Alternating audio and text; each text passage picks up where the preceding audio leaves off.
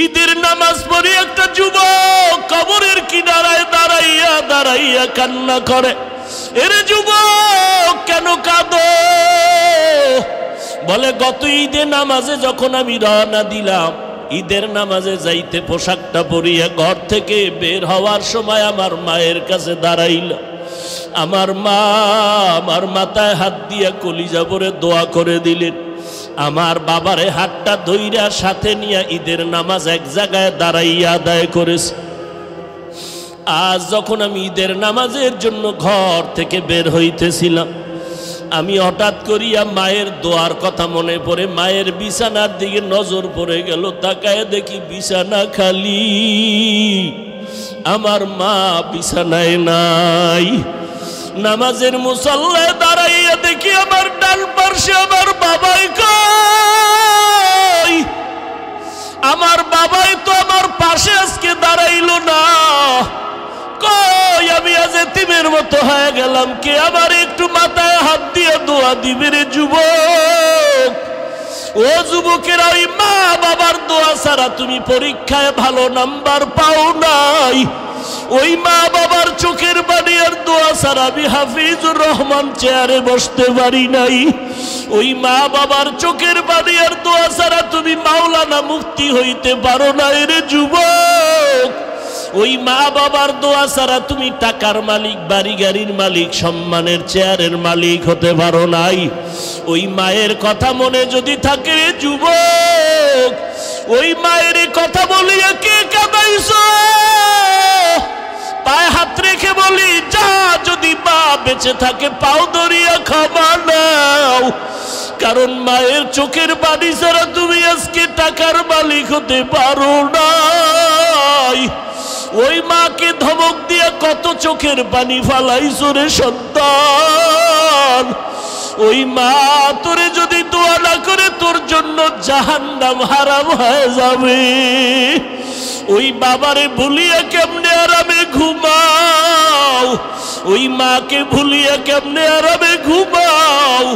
ও যুবক, এত নিষ্ঠুর কেন হইলি? চোখেও কি একটু পানি আসবে না রে বাবা?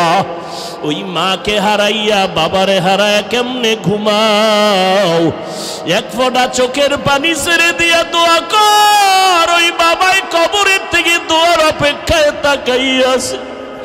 ওই বাবার চেহারাটাও কি মনে পড়ে না রে সন্তান? ওই মায়ের চেহারাটাও কি মনে পড়ে না রে সন্তান? এত নিষ্ঠুর কেন হইলি রে বাবা? ওই মা বাবার চেহারাও কি মনে পড়ে না? অন্তরে কি একটু মায়া আসবে না রে বাবা? আল্লাহর নবী সাহাবী ওমরের সামনে দাঁড়ায় বান্দা কান্না করে আর বলেন, খলিফাতুল মুসলিমিন, আমি যুদ্ধের ময়দানে যাব না। আমার স্ত্রী আমাকে সান্ত্বনা দিয়া বলে, স্বামী তুমি যুদ্ধের ময়দানে যাও, আল্লাহ তাআলা আমাকে হেফাজত করবে। হেফাজতের মালিক আমার আল্লাহ, আর কেউ হেফাজত করতে পারবে না। ও পর্দার আড়ালের আম্মা জান, দুনিয়ার থেকে একদিন চলিয়া যাবেন, 5টা সাদা কাফনের প্যাকেট হয়ে যাবে। দুনিয়ার কোনো মহিলারাও 2 দিন কথা বলবে আর খবর নিবে না। কিন্তু পায়ে হাত রেখে বলে যাই রে মা, ভালো কোরআনওয়ালা একটা সন্তান যদি দুনিয়াতে রেখে যাও রে মা, ওই সন্তানকে দেখে দেখে দুনিয়াওয়ালারা দোয়া করবে। ও যুবক, স্কুলে পড়ো, কলেজে পড়ো, আলহামদুলিল্লাহ বাধা নাই, তবে মা বাবার দোয়া নাও, ওই মায়ের আদর্শ নিয়ে চলো। এরে আম্মা জান, এই দুনিয়াতে ভালো ভালো সন্তান হওয়ার পেছনে মায়ের অবদান, মায়ের আদর্শ। এরে আম্মা জানেরা, ও আব্বা জানেরা, কলিজা ভরিয়া দোয়া করিয়া সন্তানকে ডাক্তার বানাবেন, তবে বেয়াদব বানাবেন না। সন্তানটাকে ইঞ্জিনিয়ার বানাবেন, তবে অনুরোধ বেয়াদব বানাবেন না। সন্তানটাকে আপনি একজন প্রফেসর বানাবেন, তবে অনুরোধ বেয়াদব বানাবেন না। আপনাদের আদর্শ দিয়া সন্তানকে মানুষ বানাইয়া যাবেন, আল্লাহর কোরআনটা সিনায় ঢুকাইয়া দিয়া যাবেন রে মা বাবারা। সন্তান যদি ডাক্তার হয় আর কোরআন পড়নেওয়ালা হয়, আপনাদের জন্য কলিজা ভরে কবরের কিনারায় কোরআন পড়ে দোয়া করবে, এলাকার মুরব্বীরা দোয়া করবে, মা দুনিয়ার থেকে মরিয়া গেল, একটা ভালো সন্তান রাখিয়া গেছে, ওই সন্তানের ব্যবহারে আলেমরা খুশি হবে, মুরব্বীরা খুশি হইয়া দোয়া করবে। শুধু সন্তান দোয়া পাবে না, আপনার ভালো সন্তানের কারণে আপনি মাও কবরে বসে বসে দোয়া পাইতে থাকবেন রে আম্মা জান। আল্লাহর বান্দি দোয়া করে দিল স্বামীর জন্য। স্বামী বলে, ও খলিফাতুল মুসলিমিন, আমি আমার স্ত্রীর সান্ত্বনার বাণী পাইয়া আমি যুদ্ধে যাওয়ার জন্য রেডি হয়ে গেলাম। যুদ্ধের প্রস্তুতি নিয়ে যখন বের হব, ঠিক এমন সময় আমার স্ত্রী আমাকে আবার একটা পরামর্শ দিল, ও স্বামী আমার, তুমি আমাকে ঘরে একা রেখে যাইতেছো, 2 রাকাত নামাজটা পড়িয়া দোয়া করিয়া যাও, আমার গর্ভে একটা বাচ্চা আছে, আল্লাহর কাছে দোয়া করো হেফাজতের জন্য। খলিফাতুল মুসলিমিন ওমর, আমার স্ত্রী আমাকে পরামর্শ দেওয়া মাত্র আমি সুন্দর করিয়া ওযু বানাইয়া নামাজের মুসাল্লায় দাঁড়াইয়া নামাজ 2 রাকাত পড়িয়া মালিকের দরবারে হাত উঠাইয়া কান্না করে বললাম, ও আল্লাহ, আমার স্ত্রীর গর্ভে বাচ্চা, তুমি হেফাজত করিও, আমার স্ত্রীর বাচ্চাটারে তুমি হেফাজত করিও রে আল্লাহ। আমি তোমার রাস্তায় বের হয়ে গেলাম। দোয়াটা করিয়া যখন বের হয়ে গেলাম, আমার স্ত্রী দরজা বন্ধ করে দিল। আমি যুদ্ধের ময়দানে চললাম। আমার বাড়িতে পাহারাদার কেউ নাই, তবে একটু পার্শ্বে একটা ঘর আছে, আমার চাচাতো ভাইয়ের ঘর। আমি যুদ্ধ পরিচালনা করিয়া শাহাদাতের তামান্না নিয়ে গাজী হইয়া বাড়িতে রওয়ানা। দীর্ঘদিন যুদ্ধ চলার পরে বাড়ির দরজায় যখন ঢুকতেছি, কেমন যেন আমার শরীরের মধ্যে একটা কম্পন শুরু হয়ে গেল। আমার শরীর কেমন যেন বরফের মতো ঠান্ডা হয়ে গেল।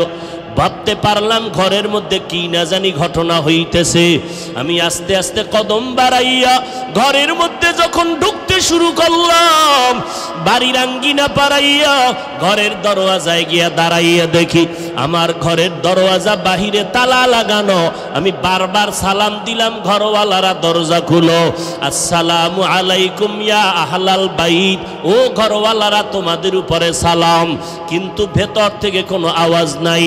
এই আমি যখন চিৎকার দিলাম, কেউ কি ঘরে নাই, হঠাৎ করে দেখি আমার চাচতো ভাই ঘর থেকে বের হয়ে গেল। আমার চাচতো ভাই আসতে না আসতে দেখি চাচতো ভাইয়ের চোখের কোঠায় পানি দেখা যায়। আমার চাচতো ভাইকে বললাম, কই আমার বিবি কই, তুই কেন কাঁদো? আমার চাচতো ভাই বলে, ভাইজান, তোমার স্ত্রী তুমি যাওয়ার পর হঠাৎ করে অসুস্থ হয়ে মারা গেল। তাই নাকি? বলে, হ্যাঁ, আমরা সাথে সাথে দাফন কাফনের ব্যবস্থা করেছি, ঘরের মধ্যে তালা লাগায় দিলাম। এরপরে কি হালাত? বলে, এরপরে আর কোনো আওয়াজ নাই। এবার আল্লাহর বান্দা বলে, খলিফাতুল মুসলিমিন, আমি নিজেরে কন্ট্রোল করতে পারতেছি না। সন্ধ্যা ঘনিয়ে আসলো। আমি বললাম, এ ভাই, চল আমার স্ত্রীর কবরটা কোথায় দেখব। আমি আমার চাচতো ভাইকে সাথে নিয়া কবর দেখার জন্য যখন আমি হাঁটতেছি, বাড়ির পেছনে বাঁশবাগান, যখন আমি কবরের দিকে রাতের অন্ধকারে ঢুকতেছি সন্ধ্যার পরে, হঠাৎ যত আগাই ততই দেখি আলো। বাগানের ভিতরে এত সুন্দর আলো জ্বলতেছে, কিসের বাতি? ভাইটাকে জিগাইলাম, কোনো বাতি লাগাইছো? কয়, খোদার কসম কোনো বাতি লাগাই নেই। ও আল্লাহর বান্দারা, ভালো করে শুনো, এমন সন্তানের মা বাবা হইয়া কি লাভ হবে?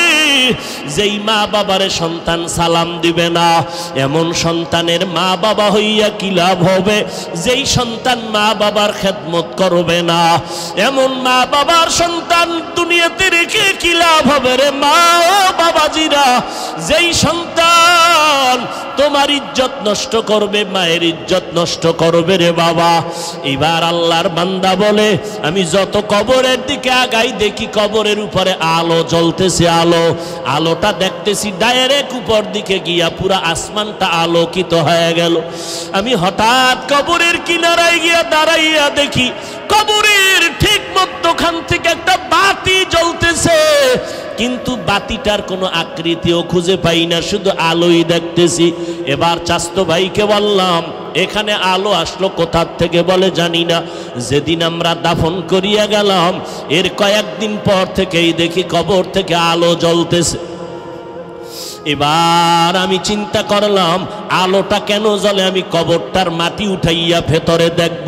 আমার চাস্তো ভাইটাকে বললাম, রে ভাই, কবর খনন করার হাতিয়ার যন্ত্র নিয়ে আসো, আমি কবরটা খনন করে দেখব। আমার ভাইটা যখন ঘরের দিকে রওনা দিয়া চলে যাইতেছে, আমি এদিকে দাঁড়ায় আছি আর চোখের পানিগুলো পড়তেছে। তার আমার ভাই যন্ত্র আনতে না আনতে আমার ভাই ঘরের মধ্যে যাইয়া পৌঁছতেও পারে নাই। আমি নজর করে দেখি কবরটা মাঝখান দিয়া ফাঁকা হয়ে গেছে। আমি একটু নজর দিয়ে দেখি আমার স্ত্রীর বুকের উপরে ওই সন্তানটা খেলাধুলা করতেছে, আর ওই সন্তানের ফুটন্ত আলোটা উপরের দিকে যাইতেছে। আমি এবার সন্তানটাকে ধরার জন্য একটু চিন্তা করতেছি, হঠাৎ করে গাইবি আওয়াজ কে যেন আমাকে বলে, ভেতরে নাম, ওই সন্তানটারে কোলের মধ্যে জড়াইয়া তাড়াতাড়ি বের হয়ে যাও। আমি নিচে নামার পর ওই সন্তানটাকে কোলের মধ্যে জড়াইয়া উপরে উঠতেছি। আবার আওয়াজ কে যেন আমাকে গাইবি আওয়াজ দিয়া কয়, এই আল্লাহর বান্দা, যুদ্ধের ময়দানে যাওয়ার সময় নামাজে দাঁড়াইয়া আল্লাহর কাছে দোয়া করেছিলি স্ত্রীর গর্ভের বাচ্চাটারে হেফাজত করো, সাথে সাথে আরশে আজিমে তোর দোয়া। মিশরের জমিনে দাঁড়াইয়া পয়গম্বর ইউসুফ আলাইহিস সালাম, মিশরের মধ্যে দুর্ভিক্ষ, খানা নাই, লাইনে দাঁড়ায়া ইউসুফ নবী চেয়ারের মধ্যে বসলেন, অর্থমন্ত্রীর দায়িত্ব নিয়ে খানা দেয়। লাইনে দাঁড়ায় দাঁড়ায় সবাই খানা নেয়। হঠাৎ ইউসুফ নবী তাকায় দেখলেন একটা যুবক লাইনে দাঁড়ানো। ইউসুফ নবীর নজর পড়ে গেল, যুবকের নজরটাও খানার দিকে না, ইউসুফের চেহারার দিকে। সামনে যখন দাঁড়ায় গেল, লাইনে আসতেছে, সবাই ব্যাগ নিয়ে খানা নিয়ে যায় মেপে মেপে। সিরিয়ালে যখন দুপুরে যুবক দাঁড়ায় গেল, লোকেরা কর্মচারীরা বলে, তোমার খানা নেওয়ার ব্যাগ কই? কয় ব্যাগ নাই। খানা নিবা কিতে? কয় নিব না। তো আসছো কেন? এত কষ্ট করে লাইনে দাঁড়াইছো। বলে বেয়াদবি মাফ করে দাও, মন্ত্রী মহোদয়ের সাথে আমি কানে মুখে একটু আওয়াজ দিয়া কথা বলবো। ইউসুফ নবীর চেহারার নজরটাও তো লেগে গেছে যুবকের উপর। পয়গম্বর ইউসুফ নবী বলেন, ও কর্মচারী, যুবকের একটু সুযোগ দাও আমার সাথে কথা বলার জন্য। যুবক ইউসুফ নবীর কাছে গিয়া হাজির, কানের কাছে মুখটা লাগাইয়া কি যেন আস্তে করে বলছেন। সামনের সব মানুষগুলো তাকায় আছে অপলক দৃষ্টিতে। এই যুবকটাকে যে আমরা লাইনে দাঁড়াইয়া খানা নিলাম, যুবকের খানাও নেয় না, কোনো ব্যাগ নাই, কোনো পাত্র নাই, অথচ ইউসুফের সামনে ডাইরেক্ট চলে গেল। শুধু চলিয়া গেল না, কি যেন কানে কানে বলছে জানাও নাই। সবাই নজর করে দেখে, ওই যুবক কানের মধ্যে মুখটা লাগানো মাত্র দেখে ইউসুফ নবীর চোখ বেয়ে টপ টপ করে পানির ফোঁটা পড়তেছে। শুনিদা কে ভওয়াদ মানন্দ দিদা তোরা দিদা ওয়া ইউসুফরা শুনিদা। সবার ভেতর একটা কৌতূহল, এই যুবক কি জানো ইউসুফ নবীর কানের মধ্যে আওয়াজ দিল, ইউসুফ নবী কান্দে কেন? কান্না মাত্র ইউসুফ নবী চোখের পানিগুলো মুছে আর কয়, রে কর্মচারীরা, এই যুবক এর কোনো ব্যাগ নাই, খানার নিয়ত নাই, এরে কোনো খানা দিবা তবে আমার পক্ষ থেকে হাদিয়া হিসেবে দাও। ব্যাগের আয়োজন করো, পাত্র জমা করে ইচ্ছা রকম যা পারে তাই দিয়ে দাও। সে যেন চাইতে না হয়, মনের মতো দিয়া দাও, কোনো মাপজব দিবা না। আমার মনটাও খুশি, যুবকের মনটাও খুশি করে দাও। যখন ব্যাগ ভরে ভরে সীমাহীন খানা দিয়া যুবকের ইউসুফ নবী নিজেই বিদায় সংবর্ধনা জানায়। সব মানুষের অন্তরে প্রশ্ন, আমরা লাইনে দাঁড়াইয়া দীর্ঘ সময় কষ্ট করেছি, আমাদের মেপে মেপে খানা দিল, অথচ এই যুবকটা কোন যুবক যে কানের সাথে মুখ লাগাইয়া কথা বলা মাত্র ইউসুফ কান্না করলো, আবার নিজের থেকে খানা বেশি বেশি দিয়ে দিল, জানতে তো পারলাম না। একজন নবী হইয়া বেইনসাফি কেন করলেন বুঝে আসে না। আমার আল্লাহ ইউসুফের জানায় দিলেন, রে পয়গম্বর, তুমি একজন নবী, উম্মতের রাহবার, তোমার উপরে যেন কোনো প্রশ্ন না আসে। এই মানুষগুলোর অন্তরে প্রশ্ন তুমি যদি হল করে না দাও, সবার অন্তরে সন্দেহ এসে যাবে। ইউসুফ তাড়াতাড়ি সব মানুষের তোমার ভেতরের রহস্যটা জানায় দাও। ইউসুফ নবী বললেন, তোমরা সবাই দাঁড়াও, আমার ভেতরে যুবকের মধ্যে একটা গোপন রহস্য কাজ করেছে, তোমরা একটু অপেক্ষা করো, আমি তোমাদের রহস্যটা ভেঙ্গে বলে দিব। বলে দেওয়ার পরে আশা করি তোমাদের অন্তরে কোনো সন্দেহ থাকবে না। এই জন্য হাদিস শরীফে আছে, বান্দা তুমি কারো উপরে খারাপ ধারণা করবা না। ইয়াকুমাজ জান্না ফা ইন্নাজ জান্না আকযাবুল হাদিস ইলা আখিরিল হাদিস। আল্লাহর নবী বলেন, ও উম্মতের দল, কারো উপরে খারাপ ধারণা করবা না। খারাপ ধারণা করা কবিরা গুনাহ না, সব গুনার মূল কারণ অন্যকে খারাপ ধারণা করা। এটা হলো শুধু কবিরা গুনাহ না, অনেক গুনার মূল ফ্যাক্টরি অন্যকে খারাপ ধারণা করে কিছু মন্তব্য করা। এজন্য নবী বলেন, কোন মুমিনকে খারাপ ধারণা করবা না, ভালো ধারণাই রাখবা, ভেতরের হালাতের বিচার করবেন আমার আল্লাহ। ইউসুফ নবী বলেন, খারাপ ধারণা করবা না। এই যুবকের সাথে আমার গোপন এক রহস্যের কথা তোমাদের শুনাইতেছি, একটু অপেক্ষা করো। আসল জায়গায় লাইন লাগাও, সব ক্লিয়ার হয়ে যাও। আসল জায়গায় লাইন লাগাইয়া এই জমিনের মধ্যে চলে আল্লাহর আশিক বান্দা।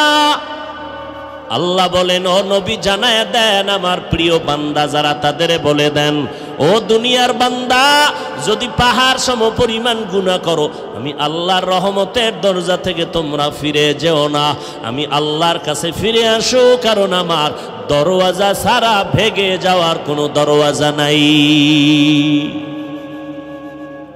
আল্লাহ সব মানুষকে ডাকলেন, ইয়া ইবাদি, হে আমার প্রিয় বান্দা বান্দিরা।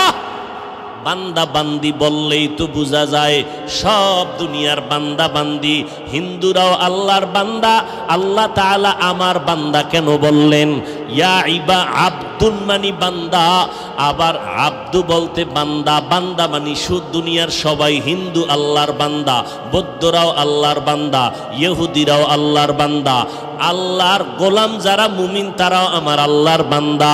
কিন্তু আমার আল্লাহ, আমার শব্দ, সব নবীরা আমার আল্লাহ পাকের আশিক, আর আমার আল্লাহ হলেন একমাত্র মুহাম্মদের আশিক। ঠিক তেমনি ভাবে আবু বকর আমার নবীর আশিক, ওসমান আমার নবীর আশিক, হযরত আলী আমার নবীর আশিক, সব সাহাবায়ে কেরাম মুহাম্মদের আশিক। আর মুহাম্মদ নিজে হলেন ওমরে ফারুকের আশিক। সেই ওমর 10 বছর রাষ্ট্র পরিচালনা করেছেন, অর্ধ দুনিয়ার বাদশাহ। যেই ওমর অর্ধ জাহানের খলিফা হইয়া কোনো বডিগার্ড নাই, সিকিউরিটি গার্ড নাই, একা একা রাস্তায় চলে, কোনো গার্ড নাই। অর্ধ দুনিয়ার রাষ্ট্রনায়ক, কোনো গার্ড নাই। আরে আমার গার্ড লাগবে কেন? আমার দেখলে শয়তান দৌড়ায়, তো আমার গার্ডের দরকারটা কি? ওমর কেমন যে শয়তান দেখছে মাত্র দৌড়, কেমন বেডা যে শয়তান দেখলে ফালায়। আমগো বাঙালি এক চোরায় কয়, আলহামদুলিল্লাহ হুজুর, শয়তান আমারে দেখলেও ফালায়। বিষয় তুমি ওমর নি? কয় না, তো শয়তান ফালায় কেন? কয় আমি এত বড় শয়তান, যেই দরজায় কিছু আকামের খবর আমি জানি, এটা শয়তানও জানে না। ওমরে ফারুক বসে আছেন খেলাফতের মসনদে। হঠাৎ তাকায় দেখতেছেন পয়গম্বরের সাহাবী যায়েদ বিন আসলাম রাদিয়াল্লাহু তাআলা আনহু বর্ণনা করেন ঘটনাটা তার আব্বাজান থেকে। ওমরে ফারুকের আমল চলতেছে, হঠাৎ করে তাকায় দেখেন এক আল্লাহর বান্দা একটা শিশু বাচ্চা কাদের মধ্যে নিয়ে চুমা খায়ার হাঁটতেছে মজলিসের ভেতরে। ওমরের নজর পড়ে গেল। ওমর ডেকে বলে, এই আল্লাহর গোলাম দাঁড়াও, বাচ্চাটারে কাদের মধ্যে নিয়ে তো আদর করো। তোমার মতো যদি সব বাবা হয়ে যাইতো সন্তানের আদর করনেওয়ালা, এই জমিনটা বেহেশতের বাগান হয়ে যাইতো। ওমরের এই আওয়াজটা পাইয়া যায়েদ বিন আসলাম বলেন, ওমর এই আওয়াজ পাওয়ার পর কথা বলা মাত্র ওই বাচ্চার বাবার কানের মধ্যে গিয়ে আওয়াজটা লাগলো। বাবা চোখের পানি ছেড়ে ডেকে বলেন, খলিফাতুল মুসলিমিন, এই বাচ্চাটা আমি কাদের মধ্যে নিয়া এত আদর করার কারণ হলো এই বাচ্চাটা জমিনের উপরের কোনো সন্তান না, এই সন্তানটা হলো আমার মাটির নিচের সন্তান। এটা জমিনে কোথাও জন্ম হয় নাই, এটা মাটির নিচ থেকে আমি নিয়ে এসেছি।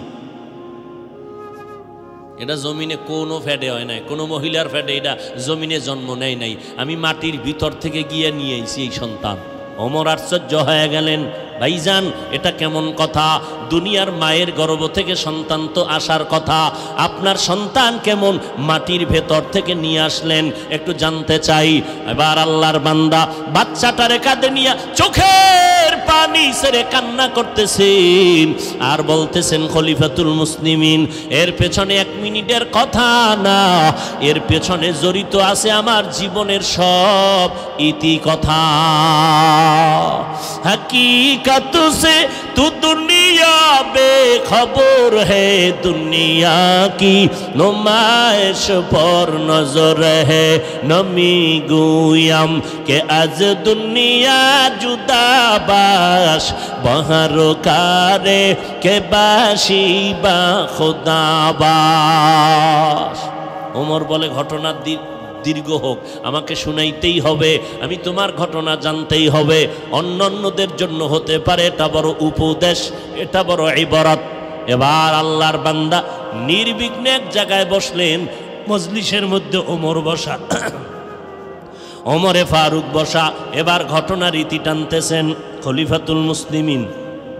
আল্লাহ পাকের কুদরতের আওয়াজ, আমার জীবন বড় জীর্ণ শীর্ণ, জমিনের মধ্যে চলার মতো তেমন কোনো পথ আমার নাই। আমি নবীর সাহাবীর মোহাব্বতে চলতেছি ঈমানের পাওয়ার নিয়ে। আমার ঘরে আমার স্ত্রী আর আমি বসবাস করি, আর কেউ নাই। জীবন চলতেছে কষ্ট করে করে, ঘরের মধ্যে সংসার চালাই। আমার বিবির পর্দার বাহিরে নেই না, আমি দিনের বেলা কাজ করে যা পাই তা দিয়ে আমার সংসারের ঘরের মধ্যে খানার আয়োজন করি। আমার স্ত্রী ঘরের মধ্যে থেকে পর্দা রক্ষা করে নামাজ, যখনই ঘরের কিনারায় গিয়ে সালাম দেই, আমার স্ত্রীকে আমি সালাম দিতে দেরি, জবাব পাইতে মোটেও দেরি হয় না। আমি বললাম, ও বিবি তুমি কি ঘুমাও না? আল্লাহর বান্দি বলে, ও স্বামী আমার, তুমি যখন বাহিরে যাও, আমি যদি নিশ্চিন্তে ঘুমায় যাই তাহলে তো আমার হক আদায় হবে না। তুমি আমার মুখে হাসি ফুটাবার জন্য দিন নাই রাত্র নাই বাহিরে কষ্ট করো, টাইম মতো খানা খেতেও পারো না, টাইম মতো ঘুমাইতেও পারো না। আমি এই কথা চিন্তা করে ঘুমাই না, আমি যায় নামাজে বসে বসে স্বামী তোমার জন্য দোয়া করি, আল্লাহ আমার স্বামীরে তুমি হেফাজত করে নাও, আর আমার স্বামীর কামাই রুজিতে তুমি বরকত বাড়ায়া দাও। আল্লাহর কসম, এমন একটা স্ত্রী যদি পাইয়া থাকুরে মুমিন, তুমি বাইরে বাইরে কষ্ট করবা, তোমার স্ত্রী ঘরে বসে নামাজ পড়বে, যায় নামাজ বিছাইয়া দোয়া করবে, জান্নাতের বাগান তুমি পেয়েছো। মদিনার নবী বলেন আমি মুহাম্মদের জীবনটাও শুরু জীবনটাই এমন ছিল। আম্মা জান আয়েশা বলেন আমি দেখি নবী আমার হুজরায় বসে কান্না করেন। আমি আয়েশা ভয় পেয়ে গেলাম, ও পয়গম্বর কেন কাঁদেন? আমি আয়েশার কোনো বেয়াদবি হয়েছে নাকি বলে কেন? আয়েশা রাদিয়াল্লাহু আনহা বলেন পয়গম্বর 6 বছর বয়সে আমার সাথে আপনার বিয়া হয়েছে। আমি আয়েশার বয়স কত? 6 বছর আমি আয়েশার বয়স, আপনার সাথে তখন আমার বিবাহের বন্ধন হলো। আমি আয়েশার যখন 9 বছর বয়স হলো তখন আমি আপনার ঘরে আসলাম। ও পয়গম্বর আমার বয়স মাত্র চলতেছে এখন 10, 11, 12। আম্মা জান আয়েশার 6 বছরে বিয়া, 9 বছরে নবীর ঘরে আসলেন। আম্মা জান আয়েশা রাদিয়াল্লাহু আনহার 18 বছর যখন হলো তখন আমার নবী দুনিয়া থেকে বিদায় হয়ে চলে গেলেন। আর আমার এলাকায় আমার বোনের বয়স 20-25 হইয়াও যায়, আর পরও বিয়ার খবর নাই। আর আম্মা জানের সাথে নবীর বিয়া হইল কয় বছরে? জোরে খন। 6 বছর। নবীর ঘরে গেলেন কয় বছরে? 9। নবীর ঘরে নবী বিদায় নিলেন কয় বছরে? 18। নবীজির ঘরে যাইয়া আম্মাজান সময় কাটাইলেন কয় বছর? হিসাব বুঝেন না? 6 বছরে বিয়া, 9 বছরে ঘরে গেলেন, 18 বছরে নবী বিদায়, থাকলেন কয় বছর? 9 বছর। এরে চার নাজিরপুর এলাকার আম্মাজান ভালো করে শুনেন, আম্মাজান আয়েশা রাদিয়াল্লাহু আনহা 9 বছর আমার নবীর সংসার করলেন, মাত্র টোটাল 18 বছর। এই 9 বছর আমার নবীর সোহবতে থেকে আম্মাজান আয়েশা নবীর কি বরকত পেয়েছেন। আম্মাজান আয়েশা বলেন আল্লাহর শুকর, আমি 9 বছর বয়সে নবীর ঘরে আসার পরে 18 বছর আমি নবীর বিদায়ের বেলায় 18 বছর বয়স, মাত্র 9 বছর সংসার করেছি। এই 9 বছর নবীর বরকতে আমি আয়েশা কি পেয়েছি দুনিয়ার নারীরা জানো? আমি আয়েশা নবীর এই সোহবতে 2000-এর উপরে হাদিসের হাফেজা হয়ে গেছি। আর আমগো আম্মাজানেরা কোরআন শরীফও পড়তে পারে না, নামাজে দাঁড়াইলে কি পড়ে আল্লাহই জানে। পুরা কোরআন পড়তে পারেন না রে মা। নামাজটা শুদ্ধ করিয়া পড়ার জন্য তো আলহামদু সূরাটা লাগবেই, এর সাথে কুল হু আল্লাহ ওয়াল আসরে সূরাটাও লাগবে, ইন্না আ'তাইনা সূরাটাও লাগবে। পুরা কোরআন শরীফ যদি পড়তে নাও পারেন, নামাজটা শুদ্ধ করিয়া জীবনে কামাই করার জন্য কমপক্ষে 10টা সূরা শুদ্ধ করা তো দরকার। আসল জায়গায় যদি লাইনটা লাগায় যদি বান্দা একবার আল্লাহ কয়ে ডাক দাও, 80 বছরের গুনাহ তোমার 1 সেকেন্ডে মাফ হয়ে যাবে। কেমন মাফ? নবী বলেন তোমার জীবনে একটা গুনাহও যেন করো নাই এমন পবিত্র আল্লাহ বানায় দিবেন। আরো আস্তে করে বলেন।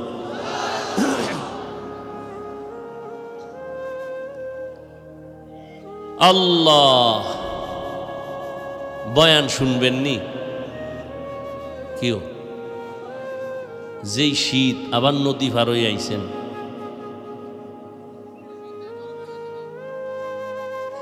আল্লাহ সবাইকে কবুল করেন। জিন্দগি মে বন্দেগি তো করনা হে,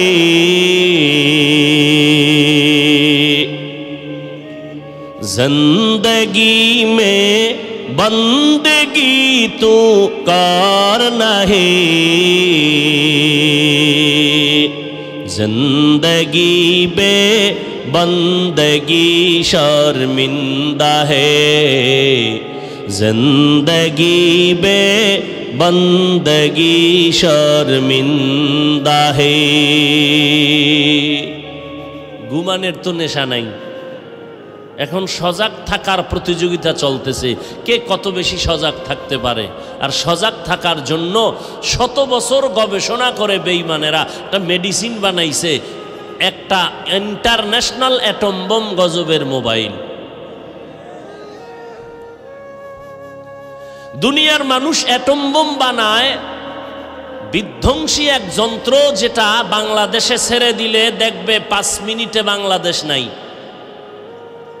ফলাফল কি? দুনিয়ার মানুষের হাতে গড়া অ্যাটম বোম যেটা বানানো হচ্ছে, এটার দ্বারা শুধু জমিনকে ধ্বংস করা যাবে, কিন্তু মোবাইল নামের অ্যাটম বোম এত মারাত্মক যে শুধু দুনিয়াকে ধ্বংস করে না, আখিরাতকেও ধ্বংস করে দিচ্ছে। মসজিদে নামাজে দাঁড়াবেন, ইমাম সাহেবের তেলাওয়াত এত মজার, কলিজা ঠান্ডা হয়ে যাচ্ছে, চোখে পানি আসবে আসবে ভাব। হঠাৎ করে এক চাচামিয়ার মোবাইলে এক হিন্দি গানের আওয়াজ, টোটাল মসজিদের মুসল্লিদের একাগ্রতাকে ধ্বংস করে দিল এই মারাত্মক ইন্টারন্যাশনাল গজবে। সারাটা রাত এই মোবাইল নিয়ে পড়ে থাকে, ঘুম নাই। রাত 2টা কখন বাজলো, 12টা কখন বাজলো খবর নাই।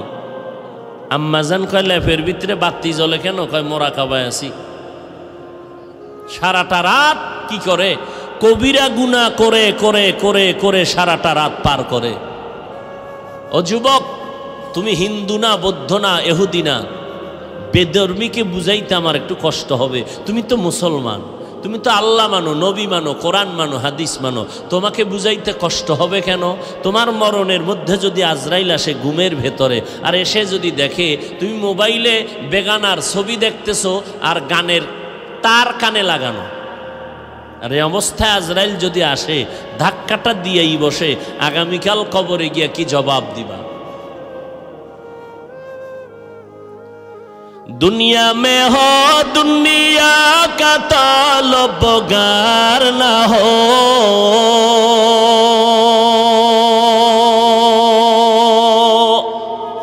बाजार से गुजर हो खरीदार ना हो,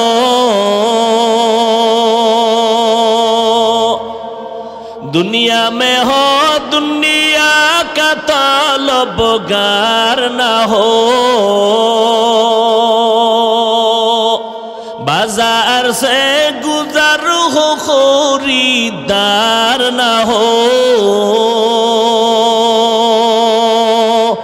ये दुनिया एक मिसले कागज फूल है, ये दुनिया एक मिसले कागज फूल है, जिंदगी में बंदगी तो कर नहीं, जिंदगी में बंदगी तो कर नहीं, जिंदगी बे बंदगी शर्मिंदा है, जिंदगी बे बंदगी शर्मिंदा है। लाइन লাগাইতে হবে আসল জায়গায়, তাহলে সব মাপ। সব এমপি সাহেব পার্লামেন্টে ঢুকতে পাস লাগে, পাস। আপনি ঢুকতে তো আরো বিপদ। কিন্তু এমপি সাহেবের সাথে যদি সম্পর্ক থাকে, পার্লামেন্টের গোড়ায় যদি সিকিউরিটি গার্ড বলে পাস কই, এমপি বলবে আমার বন্ধু, বলে ঠিক আছে স্যার। বাদশাহ হারুন আর রশিদ ওজিরে আজমকে নিয়ে রাস্তা দিয়া যাচ্ছে, কোথাও সফরে যাবেন। হঠাৎ করে তাকায় দেখেন রাস্তার পাশে একটা জমিনের মধ্যে এক বুড়া মানুষ ফলের গাছ লাগায়। বাদশাহ হারুন রশিদ বলে, বুড়া মিয়া আপনার বয়স কত? বলে 60-এর উপরে। আপনি যে কষ্ট করে রৌদ্রের মধ্যে কষ্ট করে গাছটা রোপণ করেন, ফলের গাছ হবে কবে? ফল খাবেন কবে? বুড়ায় কয় খোদার কসম আমি এই ফল খাওয়ার জন্য গাছ লাগাই না। তাহলে এত কষ্ট কেন করেন? বুড়ায় কয় গাছ লাগাবো আমি, খাবে আমার প্রজন্ম, ভবিষ্যতে সন্তানেরা। যেমন আমগো আম্মা আব্বারা ফল লাগায় গেলেন, আমরা খেয়েছি। আমি কষ্ট করে গাছ রোপণ করে যাব, আমার সন্তানেরা খাবে। মুরব্বীর মাথায় বুদ্ধির জবাব পাইয়া বাদশাহ হারুন রশিদ খুশি হইয়া 1000 টাকা হাদিয়া দিল। মুরব্বী লাগেনি, কথা কয় না। এমন একটা যুগ আইছে, এখন মানুষ ইয়াং জেনারেশন মুরব্বী পছন্দ করে না। না দুনিয়ার লাইনে মুরব্বী পছন্দ করে, না আখেরাতের লাইনে। আখেরাতের লাইনে যারা জান্নাত চায় এরা বলে আমাকে কোনো মুরব্বী লাগে না, আমরা নামাজ পড়বো, জিকির করবো, তসবি টানবো, বাস জান্নাত রেডি। আবার আলেমের কাছে, পীর সাহেবের কাছে যাব কেন? মুরব্বী মানতে প্রস্তুত না। দুনিয়ার লাইনেও বলে মুরব্বী লাগবে না। মুরব্বী ছাড়া সন্তান বিবাহ করে ফেলল, তারিখ কমপ্লিট হয়ে গেল। এখন মেয়ের বাবা বলে তোমার বাবার বাড়ি না দেখে মেয়ে দিব না, তোমার যথেষ্ট শিক্ষার যোগ্যতা আছে আলহামদুলিল্লাহ, তবে তোমার বাড়িঘর দেখতে হবে। ঠিক আছে আসেন। বাড়িঘর কমপ্লিট করে খানার আয়োজন, মেহমান আসবে, মাও জানে না বাবাও জানে না। বিবাহের আয়োজন করলো, আরে খানার আয়োজন করলো, মেহমান পেট পুরে খাইল। বাবাও জানে না মেহমান কার, মাও জানে না। মা বৃদ্ধা মানুষ, ছেলে যখন কইছে আম্মু আমার কিছু মেহমান আসবে, খানা দাও, মা কষ্ট করে খানার আয়োজন করলেন। কিন্তু খানার ভিতরে মেহমানরা কানাঘুষা করলো না, বাড়িটা একেবারে খারাপ না। কথার আওয়াজটা চলে গেল বাবার কানে। ব্যাপার কি? মুরব্বী মানুষ তো ইশারায় বুঝে ফেলছেন। মাথার দাম আছে না কেউ ভাই, মাথা তো সবই এক, মেমোরির সাইজ কি এক না? মেমোরির প্রত্যেকটা আকৃতি ডিজাইন এক, কিন্তু ভেতরের জিবি কি এক নি? 1 GB মেমোরির সাইজ, 2 GB মেমোরির সাইজ, 8 GB মেমোরির সাইজ কি এক? ডিজাইনও ভেতরের জিবি কি এক? একই সাইজের মেমোরির ভেতরের জিবি হলো 1, কোন মেমোরির জিবি 8, কোন মেমোরির জিবি 32, আরো বেশি 200 উপরে হয়ে গেছে। 200 GB মেমোরির সাইজও যা, 1 GB মেমোরির সাইজ কি এক? এখন যদি 1 GBর মেমোরি বলে 4 GB কে তোর ভিতরে যা আছে তা আমার ভিতরে দে, 1000 বার চেষ্টা করবে, মেমোরির জিবি হ্যাং হয়ে যাবে, কম্পিউটার হ্যাং হয়ে যাবে, পিসি হ্যাং হয়ে যাবে। এখানে যত মানুষ নাজিরপুরের সব মাথার সাইজ কি এক, ভিতরের জিবি এক নি। কথা বলে, কারো মাথার জিবি আছে 1, কারো মাথার বুদ্ধির জিবি 4, কারোটা 2, কারোটা 8। কিছু কিছু মানুষ আছে গো জিবি নেই। এরা বয়ে বয়ে বয়ে বয়ে আলেম গোনামে লিস্টি করে, এদের 24 ঘন্টা ডিউটি আলেমের বিরোধিতা করা। বিষয় কি? তুমি আলেম ছাড়া তুমি দুনিয়াতে আসছো কেন? তো বিরোধিতা করো কেন? আমার জিবি নাই।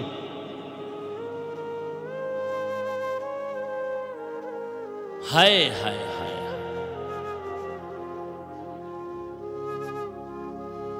বড় কঠিন জিনিস। বাদশাহ হারুন রশিদ মুরব্বীর কথা শুনে 1000 টাকা জাগাত পুরস্কার দিছে। মুরব্বী কয় মানুষ গাছ লাগাইয়া ফল খায়, 1 বছর পর আমি পাইছি নগদ। আমি কি এ কথা যখন কইছে না বুড়ায়, বাদশাহ হারুন রশিদ আরো 1000 দিছে। বুড়ায় কয় মানুষ গাছ লাগাইয়া বছরে ফল পায় একবার, আমি নগদ পাইলাম 2 বার। বাদশাহ খুশি হইয়া আরো দিবে দিবে। ওজির কয় তাড়াতাড়ি দৌড় দাও, এই বুড়ায় যে বুদ্ধি লইছে তোমারে ফকিন্নি বানায় ছাড়বো, ভাগো তাড়াতাড়ি। মুরব্বীদের বুদ্ধি। যখন বাবায় টের পাইছে যে এই মেহমান আমার ঘরে, এরা বিবাহের মেহমান, আমার সন্তানকে জামাই বানাবে, শর্ত দিছে তুমি বাড়িঘর ঠিক, আসো মেয়ে কোন দিন নিবা নিবা, তবে তোমার মা বাবাকে কোনো মুরব্বি আনতে পারবা না। এইবার মেহমান চলে গেল, ছেলে রাজি হয়ে গেছে মুরব্বি নিব না। বাবায় ছেলেরে বলে, বাবা আমার বাড়িঘর বিক্রি করে তোরে লেখাপড়া শিখাইলাম, আজকে মেহমান আসলো, যা বুঝলাম কি জানি ঘটতেছে। ছেলে বাবার চোখের পানি দেখে বলে ফেললো, বাবা এই হালাত, তো এখন কি করার, যেহেতু করবি বাধা দিলে উল্টা দিকে যাবে, কি করা যায়? শর্ত দিছি মুরব্বি নেওয়া যাবে না। বাবায় কাঁদতেছে, আমারে নিবি না?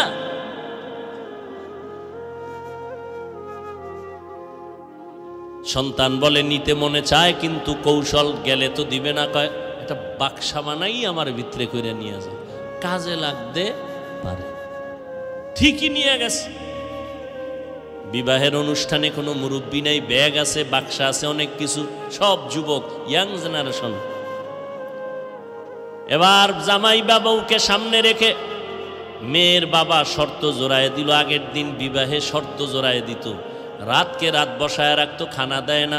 প্রশ্ন করছি, জবাব দাও। এখন এক পেস লাগাই দিছে, কি বলে, আমার মাইয়া নিতে হইলে এক একজনের এক একটা খাসি খাইতে হইব, এরপরে বিয়া। এক খাসি কি খাইতে পারবো? এ আদম সন্তান আসেনি, আগে ছিল নুহু নবীর যুগের খাউন্না মানুষ ছিল, এক বেলায় 400 রুটি লাগতো খালি নাস্তা। রোজ আইন ওয়াও জিম নামের একজন বান্দা ছিল নুহু নবীর যুগে। রোজ সকালের নাস্তা 400 রুটি, দুপুরে কি লাগতো? লোহিত সাগরে নামলে হাঁটু পর্যন্ত তার পানি। মুসা নবী খবর পাইয়া এর ধরার জন্য পাঠাইছে 12 বংশের 12 নেতা, যাও ঔজ নামের এক ব্যক্তি আছে, দেখো কেমন। 12 জন যখন আইছে, ঔজ তো বিশাল উঁচু, 12 জনারে দইরা পকেটে ঢুকাই ফেলেছে। এই ছিল ঔজ, আইন ওয়াও জিম, ঔজ। এখন তো খানেওয়ালা নাই। ঢাকা চিড়িয়াখানায় লেখা আছে, একটা বাঘের দৈনিক খানা 17 কেজি গোশত। নাজিরপুরে আসেনি কোনো খাদক, 3 বেলায় 17 কেজি মারবে? না থাকলে কি হবে, টানাটানি তো কম করে না। থানায় যত পুলিশ কেন নাজিরপুরে? আমাকে ঘরে ভাত দেওয়ার জন্য? শুধু ফিডাফিডির লাগে ঝামেলা, খালি খাওয়ানোর জন্য, মামলা হামলায় বিচার আচার, সারা দিন সারা রাত এই অবস্থা। পাইলাম না, খাইলাম না, জনমের মতো খাইও তা পেট ভরে নেই। ডাক্তার বলছে মিষ্টি খাওয়া হারাম। হে খবর পাইছে সবে বরাতে পরে জেলাফি দিতেছে মসজিদে, দৌড়। খাইতে তবারক, খাইলেই মোবারক হয়ে যাবে। হেন গিয়া গরম জেলাফি ভাইয়া 1 পোটলা বগলের তলে নিয়ে চিন্তা করে, আর 1 পোটলা দড়ি, আর 1 পোটলা হাত বাড়ায় দিছে, আর একজন পিছন দিয়ে দেখে একটাও হয় না, আর এ একটা লইয়া আর একটা টানে, ও বগলের তলেরটা টান দিছে, ওইটা থুই এটারে ধরছে, ধৈরা 2 জন কিলাকিলি, জেলাফির পোটলা ভাইয়ের তলে, ওদিক দিয়া ভাগাভাগি হয়ে জেলাফি নাই, মানুষও নেই, এই 2 জন আর কিলাকিলি এখনো চলে। কিলাকিলি কইরা পাইল না, বিদায় বেলা এবার কানে ধরে তওবা করে, আল্লাহ মসজিদে আর জীবনে ঢুকায় না, বিষয় জেলাফি ভাই নেই। ডাক্তার বলছে মিষ্টি খাওয়া হারাম, খাইলেই আজরাইল এসে হাজির হয়ে যাবে টিকিট ছাড়া। এর নাম খাদক। আল্লাহ, খানেওয়ালা নাই। এবার বলছে আমার মাইয়া নিতে হইলে এক একজনের এক একটা খাসি খাইতে হইব। এখন ছেলে বিপদে পড়ছে, আব্বা আসেনি সাথে, মুরব্বী। এবার কানে কানে গিয়ে কাব্বু, ভেজাল তো পড়ছি। কি শর্ত দিছে, একটা খাসি খাইতে হইব, নাইলে মাইয়া পামু না। টাইম দিছি নি? কয় না। কত ওয়াদা কর, কসম খা যে খামুই খামু। কসম খায় খামু।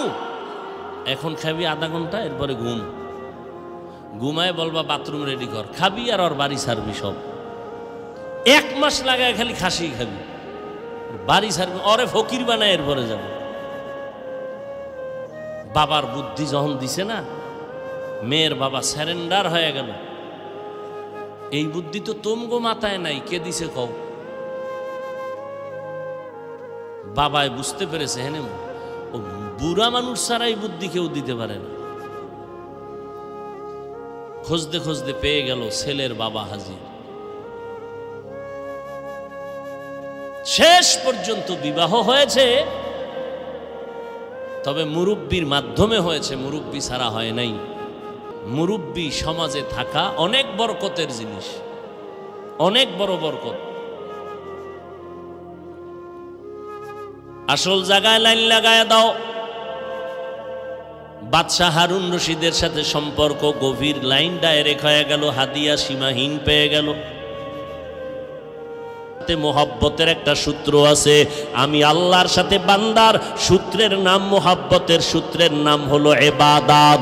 ওয়ামা খালাকুতুল জিন্না ওয়াল ইনসা ইল্লা লিয়াবুদুন। মা খালাকুতুল জিন্না ওয়াল ইনসি বাখা जुज़ इबादत निस्ते मक़सूद अज्जाहा। আল্লাহ তাআলার সাথে বান্দার সম্পর্কের নাম ইবাদত। যারা ইবাদত করবে তারা আব্দু বা বান্দা, যার ইবাদত করবে তার নাম হবে মাবুদ। আমার আল্লাহ মাবুদ, আমরা তার বান্দা বা গোলাম। আমাদের সাথে আল্লাহর সম্পর্কের নাম হলো ইবাদত। এই সূত্রে আমার আল্লাহ বান্দা বলে ডাক দিলেন। মুমিন ডাক দিলে তো শুধু মুমিন, বেঈমান বাদ। আল্লাহ তওবার পথে ডাক দিয়া কয়, আমার বান্দা যারা, আয় আয় আমি তোর জীবনের গুনাহ মাফ করে দিব। হিন্দু থাকলে আয়, তওবা করবি, আমি মাফ করে জান্নাত দিয়া দিব। বৌদ্ধ ধর্ম পালন করো, আয় আমি আল্লাহ তোরে মাফ করিয়া দিব, কারণ তুই আমার বান্দা, আর কারো বান্দা না। আমরা কারো বান্দা? আরো জোরে বলেন। বান্দা বললেই তো প্রমাণ আমার আল্লাহর বান্দা। এরপরও আল্লাহ আলাদা করে কেন বললেন তোমরা আমার বান্দা? আমার কেন বলেছেন? আসমানকে বানাইছেন, জমিনকে বানাইলেন। আল্লাহ আসমান বানায় বলেন নাই আমার আসমান, জমিন বানায় বলেন নাই আমার জমিন। সূর্য বানাইছেন আল্লাহ, কিন্তু বলে নাই আমার সূর্য। চাঁদ আল্লাহ বানাইছেন, কিন্তু বলেন নাই আমার চাঁদ। মানুষেরে কেন বললেন আমার বান্দা? জমিনও আল্লাহর, কিন্তু আল্লাহ বলে নাই আমার জমিন। ব্যবধান আছে না নাই? মসজিদ কার? জোরে বলেন। আমি শুরুতেই বলছি, বয়ান মুখস্থ করে করা যায় না। অনেক জায়গায় বয়ান করলে শুধু করতেই মনে চায়, আর অনেক জায়গায় বয়ান চেষ্টা করলেও আসে না। এক তো আল্লাহর রহমত, দ্বিতীয়ত ময়দানের বরকত। ময়দানের কি বরকত? আপনাদের আগ্রহের উপরে এবং দোয়ার উপরে বয়ান হবে। কথা বুঝেন নাই? উঠা বসা করা এটা মজলিসের চূড়ান্ত বেয়াদবি। আপনি উঠবেনই তো, ঢুকলেন কেন? আপনাকে জোর করে আনা হয়েছে। আপনি সেই নদী পার করে, কেউ পায়ে হেঁটে, কেউ ভাড়া দিয়ে আসছেন। আপনাকে কেউ টাকা দিয়েও আনে নাই। বলা হয়েছে আসবেন, আপনি নিজ ইচ্ছা আসছেন, আল্লাহর মহব্বতে, রসুলের মহব্বতে, তাই তো? উঠবেন কেন? কি শয়তান আপনার উপরে গালেব হয়ে গেছে? চিন্তা করে এই মজলিসে যদি শেষ পর্যন্ত থেকে দোয়া করে যায় তো সব গুনাহ মাফ। তো ইবলিস কইব, আমি 30 বছর যে তোরে আকাম করাইলাম, আর এক মোনাজাতে সব মাফ হইলে আমার ভ্যালু কই চাকরির? এই জন্য দেখবেন কিছু মানুষ ঘন্টাকে ঘন্টা বসে বয়ান শুনে, 5 মিনিটের জন্য বসে দোয়াটা করার কপাল হয় না। এটা কপালের বিষয়। আরে ভাই, আমি তো গুনাহগার, আমি তো অপরাধী, আমি তো গুনাহগার, আমি তো জাহান্নামী। কিন্তু এই মাঠের মধ্যে বহু আল্লাহর বান্দা আছে জান্নাতি, যারা আমিন বলার সাথে সাথে কবুল হয়ে যায়। আর রসুলের হাদিস সত্য, একজনের মজলিসের আমিন যদি আল্লাহ কবুল করেন, এর বরকতে সবার গুনাহ সাথে সাথে মাফ করে দিবেন। ধৈর্য নাই? শুরুতেই তো বললাম, বাসায় গিয়ে কি ঘুমাইবেন? ঘুম তো নাই, মোবাইল দেখে দেখে কবিরা গুনাহ করবেন। আল্লাহ হেদায়েত দান করুন। আরো জোরে বলেন। চট্টগ্রাম একটা জেলার নাম প্লাস বিভাগ, ওই বিভাগের একটা থানা আছে পটিয়া। কি থানা? কক্সবাজার যাইতে যেই রোড প্রথম পটিয়া থানা, ওই থানার যে পটিয়া থানার উপরে একটা বিশাল মাদ্রাসা, মাদ্রাসার প্রতিষ্ঠাতা বাণী মুফতি আজিজুল হক রহমতুল্লাহ আলাই, জবরদস্ত আলেম, জবরদস্ত কুতুবুল আলম। একদিকে সে আলেম, অপরদিকে সে কুতুবুল আলম।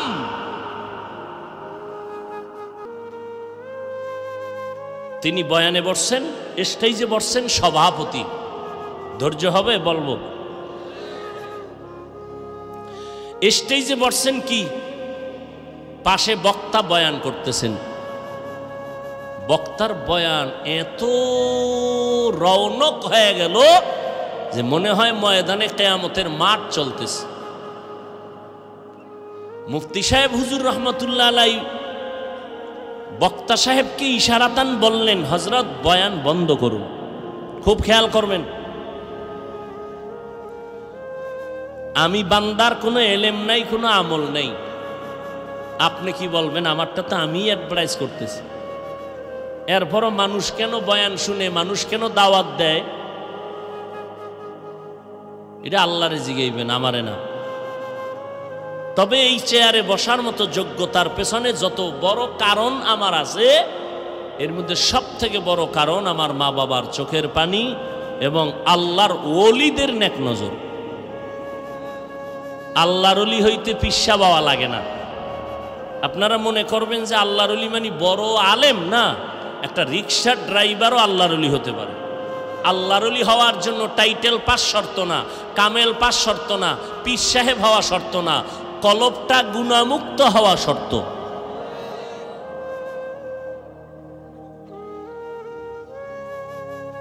আল্লাহু আকবার। মুফতি সাহেব হুজুর বললেন, এই হযরত বক্তব্য বা বয়ান বন্ধ করুন। বন্ধ করলেন। হুজুর নিজে মাইকটা নিয়ে নিলেন, নিয়া বললেন, আমি মুফতি আজিজুল হক তাসাউফের লাইনে, রুহানিয়াতের লাইনে যে পাওয়ার পেয়েছি, যার নাম খেলাফত, আমি এই বক্তা হজরতকে আমি আমার পক্ষ থেকে রুহানিয়াতের খেলাফত দিয়ে দিলাম। আরে বুঝার পরে সুবহানাল্লাহ বলেন। এবার হুজুর বললেন, ঠিক আছে, আপনি এবার বয়ান শুরু করেন। বক্তা সাহেব এবার বয়ান শুরু করলেন। খুব খেয়াল করবেন, এবার বক্তা বয়ান শুরু করছেন, কিন্তু আগের মতো রং বয়ানে আসে না। কঠিন অবস্থা। বক্তা প্রচন্ড চেষ্টার পরেও বয়ান এসে আগের রং। মুফতি সাহেব হুজুর আবার বললেন, বয়ান বন্ধ করুন। বয়ান বন্ধ করে মাইক আবার নিয়ে নিলেন। মাইক নিয়ে বললেন, আমি মুফতি আজিজুল হক যে খেলাফত রুহানিয়াতের পাওয়ার তাকে দিয়েছিলাম, তা উড্ড করে নিয়ে নিলাম, খেলাফত কেটে দিলাম। মাথা তো গরম হয়ে গেছে মাঠের মানুষ। আপনি যদি নিয়েই যান, দিলেন কেন? যদি দিয়েই থাকেন, নিলেন কেন? মাত্র 5 মিনিটের বিষয়। মুফতি সাহেব হুজুর বললেন যে আমি খেলাফত দেওয়ার শুরুতে ভেবেছিলাম, যেই হালাত ময়দানে দেখেছি তার কলবের রুহানিয়াতের আকর্ষণ, কিন্তু খেলাফতের পরে আমি দেখলাম এটা তার নিজস্ব কোনো রুহানিয়াতের আকর্ষণ না। ময়দানে এক বুজুর্গ বসে আছে, তার আকর্ষণ, ফোকাস লাগছে তার কলবে। ওই বুজুর্গের ফোকাসটা যখন কলবে গিয়া ধাক্কা মেরেছে, তার কলব থেকে মারিফতের নূর বের হয়েছে। যখনই আমি পরবর্তীতে বুঝতে পারলাম এটা তার নিজস্ব ফোকাস না, ওখান থেকে ময়দানের এক বুজুর্গ ফোকাস দিছে, রুহানিয়াতের নজর মারছে, তো কলবের দরজা খুলে গেছে। অতএব তার এটা নিজের পাওয়ার না, অতএব সে খেলাফত পাওয়ার যোগ্য না, আমি ফিরাই নিছি। কি বুঝলেন? কি এই কথা যদি বুঝেন, তাহলে ঘরে গিয়া কম্বলের তলে ঢুইকা কানে ধরে তওবা করবেন, আর বলবেন না যে সরমনাই লাফায় কেন, উজানি লাফায় কেন। আর যদি কপালে জুতার বাড়ি থাকে, আল্লাহর লানত থাকে, তাহলে আজীবন আল্লাহওয়ালাদের বিরোধিতা করবেন, টের পাইবেন পুলসিরাতের গোড়ায়। মাস্তানি এত ভিতরে, এত জিদ আর মাস্তানি, তা আমাকে সামনে আসতে পারেন না? আপনার মাস্তানির পাওয়ার কত দেখি। মানে হুজুর টুজুর লইয়া পড়তে চান, এত এলেম আপনার, আসেন আমাকে সামনে আসেন, দেখি আপনি কোরআন শরীফের কয়টা আয়াত পড়তে পারেন। আর আপনি তো চরমনাইরে বাস দিতে দিতে দিতে দিতে টোটাল দেশটা এখন চরমনাইর ময়দান ছাড়া, চরমনাইর মুরিদ ছাড়া ওয়াজই জমে না। আপনি বাস তো নিজে দিলেন না, নিজে খাইলেন। তাবলিগওয়ালাদের বাস দিতে দিতে কদ্দুর উপরে উঠছেন। হ্যাঁ, আপনারে কয়জনই চিনে আর চরমনাই কয়জনই চিনে? আপনাকে কয়জন সম্মানের চেয়ার দেয় আর তাবলিগওয়ালাকে কয়জন দেয়? এত বাহাদুরি করেন কেন?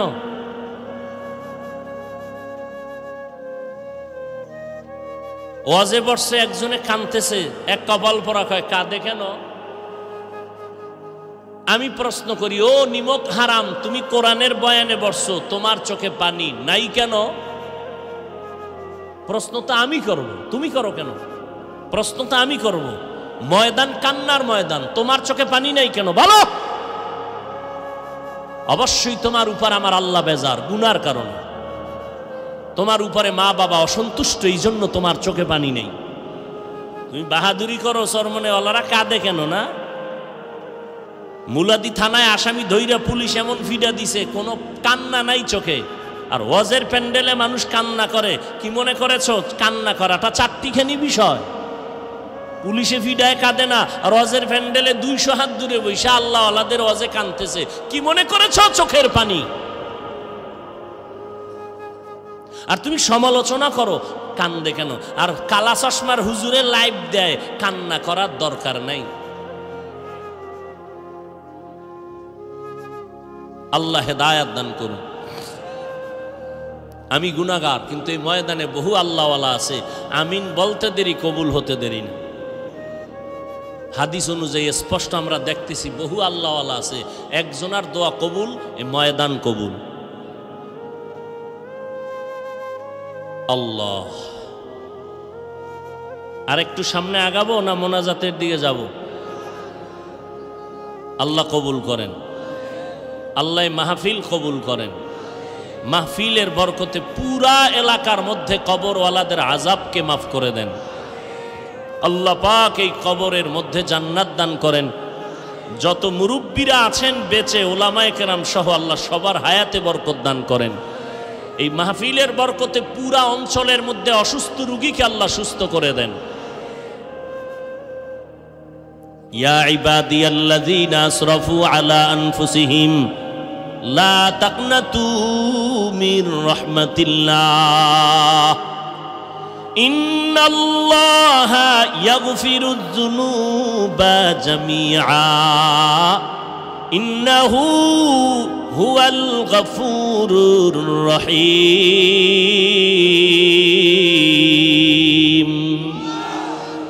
আপনারা যদি দোয়া করেন, নাজিরপুরের ময়দানে প্রতি বছর বাংলাদেশের যত বড় আলেম হোক, এমনকি বাহির দেওবন্দের আলেম হোক, ইনশাআল্লাহ আপনারা দোয়া করলে আমরা আনবো, প্রতি বছর চেষ্টা করব। আজকে কি বার? শনিবার। পরশুদিন রাতের বেলা ঢাকাতে চরমনাইয়ের হজরতদের সাথে বসে বলছি, হুজুর শ্বশুর বাড়ি যাইতেছি, আপনাদেরও যেতে হবে। বলে জানাইও তারিখ যাব। বাংলাদেশের যত বড় বক্তা হোক সব নিয়ে আসবো, তবে আপনাদের দোয়া লাগবে। অ্যালার্জির ব্যারাম থাকলে আনা যাবে না। আল্লাহ সব ভাইকে হেদায়াত দান করুন। আরো জোরে বলেন। আমার মাদ্রাসায় 27 তারিখ জানুয়ারির শুক্রবার বয়ান 10টা থেকে শুরু হয়েছে, রাত্র 1টা পর্যন্ত সমস্ত ওলামায়ে কেরাম, চট্টগ্রাম, সিলেট, বাংলাদেশের উল্লেখযোগ্য, সময় দিছে আধা ঘন্টা 20 মিনিট। পটিয়া মাদ্রাসার মোহতামিম সাহেব পরিচালক আসছেন 20 মিনিট। বলি হুজুর আসছে কয় মিনিট? আমি কি হুজুর 20 মিনিট করেন, টাইম নেই। বহু বক্তা পেছনে বসা, 20 মিনিট কথা বলছে। ইনশাআল্লাহ আমার মনে চাইতেছে এই নদীর পারের মধ্যেও আল্লাহওয়ালাদের কদম আসুক প্রতি বছর ইনশাআল্লাহ। আলহাজ মোহাম্মদ এনামুল হক ভুইয়া, মাশাআল্লাহ, 20,000 টাকা ঘোষণা দিয়েছিলাম আমি, 50,000 টাকা দিবেন মসজিদের জন্য, আল্লাহ কবুল করেন। আল্লাহ দান করেন না কেন? এক সাহাবী নবীরে গিয়া কয়, নবী আমার খুব কষ্ট হয় সংসার চালাইতে, কেমনে একটু অর্থ বাড়বে? কয় দান করো। দান করতে করতে এত ধনী হইছে, এবার মাল সামলাইতে গিয়া নামাজের জামাত ছুটে যায়। নবীরে গিয়া কয়, এবার নবী মাল কমানোর দোয়া কি? কয় দান করা বন্ধ করো। বন্ধ করে দিছে, মাল কমে গেছে। যদি কেউ ধনী হইতে চান, স্থায়ী একটা তাবিজ দান করেন। ফকির হইতে চাইলে দান করা বন্ধ করে দিবেন, আর খালি মুখে জিকির করবেন, নাই নাই নাই।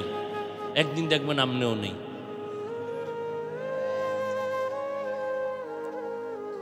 মানুষ এত নষ্ট, হসপিটালে গেলে জমিন বিক্রি কইরা ডাক্তার দেখায় আসেন, লাখ লাখ টাকা কুয়াইব।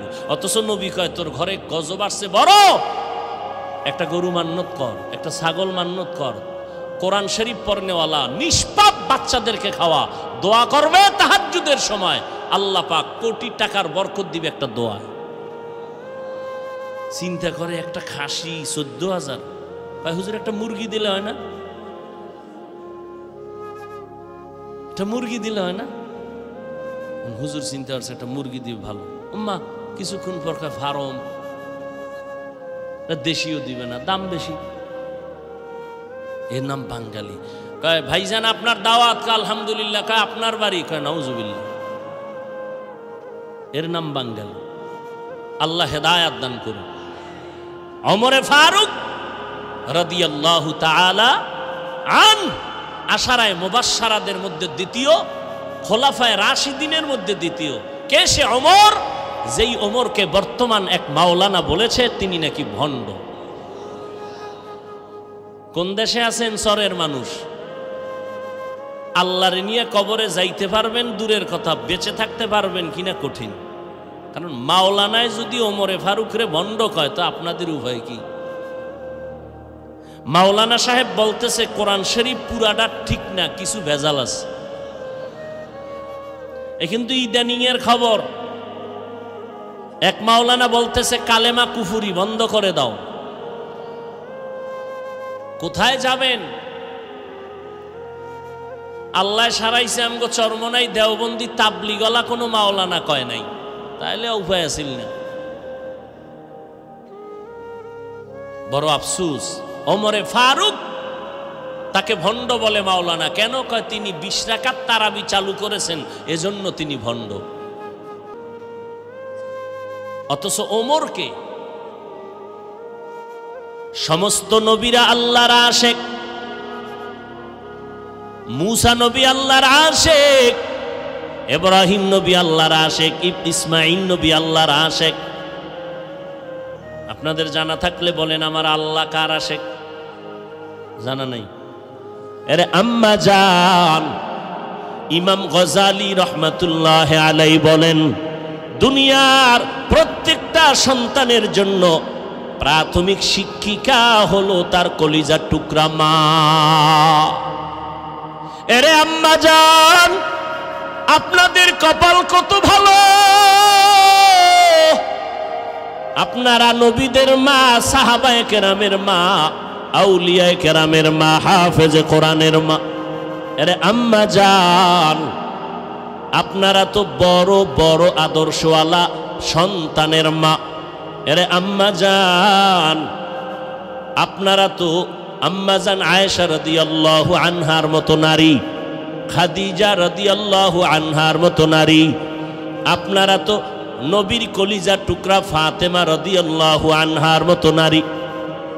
এরে আম্মা জান, একজন নারী নবীর ঘরে গেলেন, একদিন গিয়া নবীর স্ত্রীকে প্রশ্ন করলেন, পুরুষেরা জুমার নামাজে যায় কত সওয়াব, আমরা মহিলারা যেতে পারি না, কপাল খারাপ। খেয়াল করবেন, পুরুষেরা জানাজায় যায় কত সওয়াব, আমরা নারীরা যেতে পারি না, আমগো কপাল খারাপ, এত সওয়াব তো পেলাম না। পুরুষেরা ঈদের নামাজে যায় কত সওয়াব, আমরা নারীরা যেতে পারি না, আমগো তো সওয়াব পেলাম না। পুরুষেরা জিহাদের ময়দানে গিয়ে সওয়াব কামাই করে, আমরা তো যেতে পারি না। এই প্রশ্নগুলো একজন এলাকার নারী নবীর স্ত্রীকে করা মাত্র মদিনার নবীর স্ত্রী পয়গম্বরের দরবারে গেলেন। পয়গম্বরের দরবারে যাইয়া নবীকে যখন এই কথাগুলো শুনায় দিলেন, মদিনার নবী ডাক দিয়া কয়, ও বিবি, ওই মহিলা সহ সারা দুনিয়ার মহিলাদের এই বিধানটা জানায় দাও।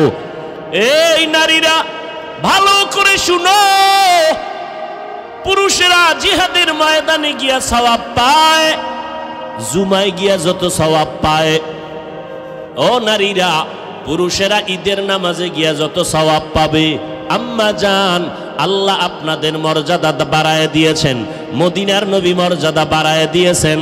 আমার নবীর মাত্র 25 বছর যৌবন, ওই সময় বিবাহ করেছেন 40 বছরের বিধবা নারী খাদিজাকে আমার নবী বিবাহের বন্ধনে আবদ্ধ করলেন। আমার নবীর জীবনের সন্তান সব খাদিজার গর্ভ থেকে আসছে। দুনিয়াতে নবীর আওলাদের বংশ জিন্দা আছে নবীর কন্যা দ্বারা, ফাতেমা রাদিয়াল্লাহু আনহার মাধ্যমে বর্তমানে নবীর আওলাদ আর বংশধারাটা অব্যাহত আছে। এরে পর্দার আড়ালের আম্মা জানেরা, আমার নবীও বলে, আমি মুহাম্মদ সৃষ্টির শ্রেষ্ঠ মুহাম্মদ হইয়াও আমার কোনো ছেলে নাই, আমিও 4 কন্যার বাবা। ও নারীরা ভালো করে শুনে নাও, তোমার গর্ভে যদি প্রথম নারী আসে, একটা কন্যা সন্তান পেয়েছো বাবা, একটা জান্নাতের মালিক হয়েছো। 2টা কন্যা সন্তানের বাবা হয়েছো, 2টা জান্নাতের মালিক হয়ে গেছো। 3টা কন্যা সন্তান পেয়েছো, 3টা জান্নাতের মালিক হয়ে গেছো। মদিনার নবী বলেন, বিবি সাহেব জানায় দেন সমস্ত নারীদের, পুরুষেরা জুমার নামাজে গিয়া সওয়াব পায়। ও আম্মা জানেরা, আপনাদের জুমার নামাজে যাওয়া লাগবে না, আপনাদের ঈদের নামাজে যাওয়ার প্রয়োজন নাই, আপনাদের জিহাদের ময়দানেও যাওয়ার প্রয়োজন নাই। আপনারা ঘরের মধ্যে থাকিয়া নির্জনে নিরিবিলি পরিবেশে নামাজটা আদায় করবেন। সময় মতো নামাজ যদি পড়তে পারেন, পুরুষেরা বাইরে গিয়া জুমায় গিয়া ঈদগায় গিয়া যেই পরিমাণ সওয়াব পাবে, আমার আল্লাহ নারীদেরকে ওই পরিমাণ সওয়াব ঘরের মধ্যে দান করে দিবেন। এরে আম্মা জানেরা ভালো করে শুনেন, আম্মা জান আয়েশা রাদিয়াল্লাহু আনহা নবীর মাত্র 9 বছর ঘর করিয়া 2000 উপরে হাদিসের হাফেজা। শুধু কি তাই, আল্লাহ এত পরিমাণ ইলম দান করেছেন। বড় বড় বড় বড় সাহাবারা মাসআলায় যদি আটকাইয়া যাইতেন, আম্মা জান আয়েশার দরবারে গেলে আম্মা জান আয়েশা একটা সমাধান দেওয়া মাত্র সাথে সাথে তারা মেনে নিতে। নবীজির ইন্তেকাল হইছে সোমবার দিন দুপুরের টাইমে, দুপুরের আগে আগে। রসুলের দাফন হইছে বুধবার দিন তাহাজ্জুদের টাইমে। অথচ রসুলের হাদিস কি, কোনো মানুষ যদি মরে যায়, যত তাড়াতাড়ি পারো জানাজা পড়াইয়া দাফন করো, মাইয়েতের উপরে রাখবা না, কষ্ট পায়। যেই কথা রসুল বললেন, রসুলের দাফনে 3 দিন দেরি হলে কেন? সোমবার দুপুরে রসুলের ইন্তেকাল, বুধবার রাত যাইয়া তাহাজ্জুদের টাইমে দাফন। বড় বড় 2টা কারণে রসুলের দাফনে সমস্যা ছিল। ওই 2টার সমাধান একটা দিছেন আবু বকর সিদ্দিক, আম্মা জান আয়েশা রাদিয়াল্লাহু আনহার বাবা, আর এক কঠিন সমস্যার সমাধান দিয়েছেন আম্মা জান আয়েশা রাদিয়াল্লাহু আনহা। এরপরে দাফনের ব্যবস্থা হয়েছে।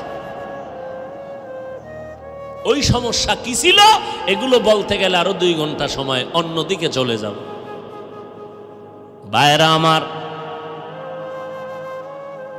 এরে আম্মা জানেরা,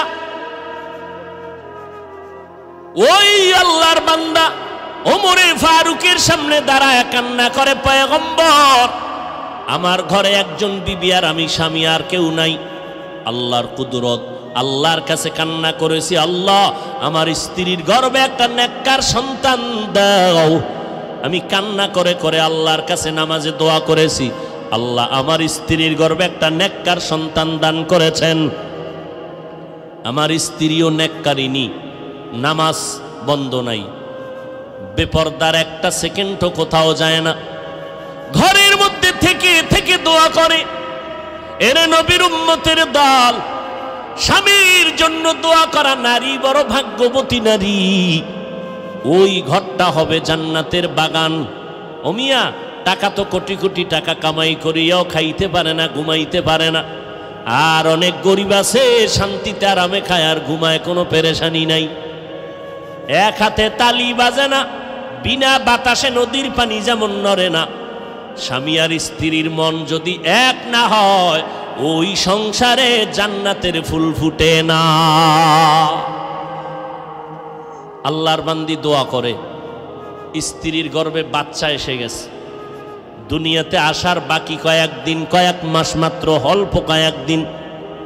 হঠাৎ করে আমার কানের মধ্যে আওয়াজ, জিহাদের ময়দানে যেতে হবে, তৈয়ার হয়ে যাও।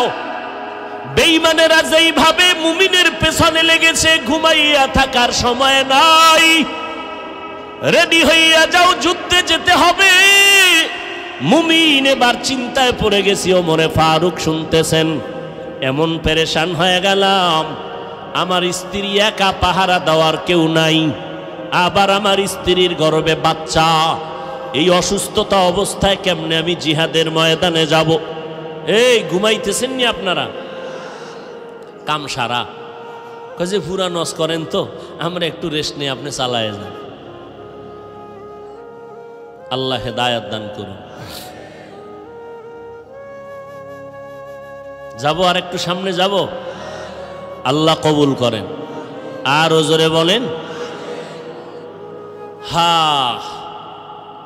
ওমরে ফারুক ঘটনা শুনতেছেন। ঘটনার বিবরণ দানকারী সাহাবী যায়েদ বিন আসলাম রাদিয়াল্লাহু আনহু। ওই লোকটা বলে, পয়গম্বর, আমি স্ত্রী গর্ভধারিণী, বাচ্চা অন্ত পেটের মধ্যে, আবার অসুস্থ, আবার ঘরে পাহারা দেওয়ার কেউ নাই, ওদিকে জিহাদের ডাক আসছে, এখন আমি কি করব? মনে মনে মোটামুটি রেডি হয়ে গেলাম, আমার স্ত্রীর হক আদায় করব, আমি যুদ্ধের ময়দানে যাব না, আমার স্ত্রীকে পাহারা দেওয়ার কেউ নাই। এইভাবে মোটামুটি একটু সিদ্ধান্ত নিব প্রায়। এমন এক সময় আমি বাড়ির মধ্যে গেলাম, আমার স্ত্রী আমার চিন্তিত মনটা দেখা আমাকে একটু জিজ্ঞাসা করলেন, স্বামী আমার এত পেরেশানি কেন হলেন? বলে, এই হালাত, যুদ্ধের ময়দানের ডাক এসে গেছে। স্ত্রী বলে, স্বামী আমার পেরেশান হবেন না, আল্লাহকে রাজি কইরা চললেই আল্লাহ আমাদের শান্তি দিবে। আর আপনাদের ম্যাডামদের খবর কি? আজান হয়ে গেছে, ঘরের মধ্যে কাজ আছে, নামাজের কথা পড়ে, আগে আমাকে মার্কেটে নাও, নামাজ পড়ে আগে আমার মনের আশাটা পূরণ করে দাও। শান্তি দেওয়ার মালিক আমার আল্লাহ। ও মা, পর্দার আড়ালের আম্মা জানেরা, এই জন্যই তো পয়গম্বর বলেন, যেখানে বিয়া করবা, বিবাহের আগে দেখবা ওই ঘরের মা নামাজিনী, কোরআন পড়নেওয়ালানি, যার কলিজার মধ্যে কোরআন আছে, ওই ঘরটাই হবে জান্নাতের বাগান। এরে নবীর উম্মতের দল, আল্লাহর এক বান্দি একটা বাচ্চা নিয়ে আসে ঘরের মধ্যে, সাহাবী, পয়গম্বরের কলিজার সাহাবী, যুদ্ধের ময়দানে হাজির। ছোট ভাঙ্গা ঘরে স্ত্রী সন্তান নিয়ে আছে, একটা ছোট্ট বাচ্চা নিয়ে যুদ্ধ চলতেছে, বাড়িতে আসবে ভাব। রাতের বেলা স্বামী যুদ্ধের ময়দান থেকে ঘরে আসছেন, নবীর সাহাবী, কলিজার সাহাবী। এদিকে যুদ্ধের থেকে বাড়িতে আসার আগেই আল্লাহর বান্দির সন্তান দুনিয়া থেকে বিদায় নিয়ে চলে গেল। আল্লাহর বান্দি এত সবেরা, বাচ্চাটারে সুন্দর মতো বিছানায় শোয়াইয়ে একটা কাপড় দিয়া রাখছে, মনে হয় আরামে ঘুমায়। গভীর রাতে স্বামী ঘরের মধ্যে হাজির, স্ত্রী মনটা হাসি খুশি অবস্থায় দরজা খুলল। স্বামীরে বুঝতেও দেয় না যে আমার ঘরের মধ্যে কোনো দুর্ঘটনা, মুসিবত, কোনো পেরেশানি যেন বুঝতে না পারে। কারণ স্বামী বাইরে কষ্ট করে, খানা নাই, ঘুম নাই, কত স্বামী বাইরে কামাই করতে গিয়ে মানুষের সাথে ঝগড়া করে। আমার আম্মা জানেরা যদি বুঝতে পারতেন, তাহলে কোনো স্বামীর সাথে খারাপ আচরণ করতেন না। আল্লাহর বান্দি দরজা খুলে দিলেন, সালাম দিলেন, খানার আয়োজন। কথার মধ্যে আল্লাহর বান্দা সাহাবী বলে, এই আমার ছেলেটা কই রে? স্ত্রী মইরা গেছে, ও কয় না, কয় যে রেস্টে আছে, রেস্টে আরামে আছে। ওই যে মারা গেছে চাদর দিয়ে শোয়া রাখছে। স্বামী বুঝে ঘুমাইতেছে, তো ঘুমাক, ঘুম থেকে উঠবে সকালে, তখন সন্তানের সাথে কথা বলবো। আল্লাহর বান্দি এখনো জানাইতে পারে নাই, এখনো বলে না আমার সন্তান ইন্তেকাল হয়ে গেল। মনটাও খারাপ করিয়া স্ত্রীকে তাও বলেন, স্ত্রী মনটা খারাপ তাও দেখায় না, খুশি খুশি ভাব। কি পরিমাণ ধৈর্য থাকলে এটা সম্ভব? ছেলে মারা গেছে নিজের, আম্মাজানের কণ্ঠ শুনিয়া পুরা গ্রামের মানুষ সজাগ। পর্দা কই? সন্তান মরে গেছে চিৎকারের আওয়াজে। আর এই সাহাবীর স্ত্রী যেমন তেমন মহিলা। এবার স্বামীরে খানা টানা খাওয়ায় আরামে ঘুম পড়াইয়া দিল, নিজেও ঘুমাইল, স্বামীর সাথে আনন্দে কাটাইল। সকালবেলা দুজন উঠে ফজরের নামাজ পড়ল, নামাজের মুসাল্লায় বসিয়া এবার স্ত্রী কথাটা বলবেন, কেমনে বলবেন? স্বামীকে হাসি খুশি অবস্থায় বলে, স্বামী মনটা খারাপ না ভালো? কয় ভালো। একটু কথা বলি, বলেন। আচ্ছা, আপনার কাছে যদি কেউ কোনো মাল আমানত রাখে, আপনি রাখবেন নি? বলে রাখবো। আচ্ছা, যদি মালটা আমানত রাখার পরে ফেরত চায়, দিবেননি? কয় দিব। কয় যদি ফেরত চাইয়া নিয়ে যায়, আপনার মনটা খারাপ লাগবে নি? কয় না, খারাপ লাগবে না। দেখছেন নি কারবার? এবার আল্লাহর বান্দি চোখের পানি ছেড়ে ডাক দিয়ে কয়, স্বামী আমার, আল্লাহ তাআলা আমাদের একটা সন্তান দান করেছিলেন, আমাদেরকে আমানত। আল মালু আল বানুন জিনাতুল হায়াতিদ দুনিয়া, আল্লাহর দেওয়া আমানত। আল্লাহ তাআলা সন্তানটা গত রাত্রে নিয়ে গেছে। স্বামী বেচারা চোখের পানি ছেড়ে কাঁদে আর কয়, বিবি এটা কেমন কথা, সহ্য করা যায় না রে বিবি, ধৈর্যের বাঁধ ছিঁড়ে যাইতেছে। কই আমার সন্তান? বলে আমি রাতের বেলা চাদর দিয়া ঘুম পাড়ায় রেখেছি, এখনো সেই চাদরে আবৃত আছে। আমি আপনাকে পেরেশানি দেই নাই, আপনি রাতের বেলা ঘুমাইতে পারবেন। আপনি যুদ্ধের ময়দানে কত কষ্ট করেছেন,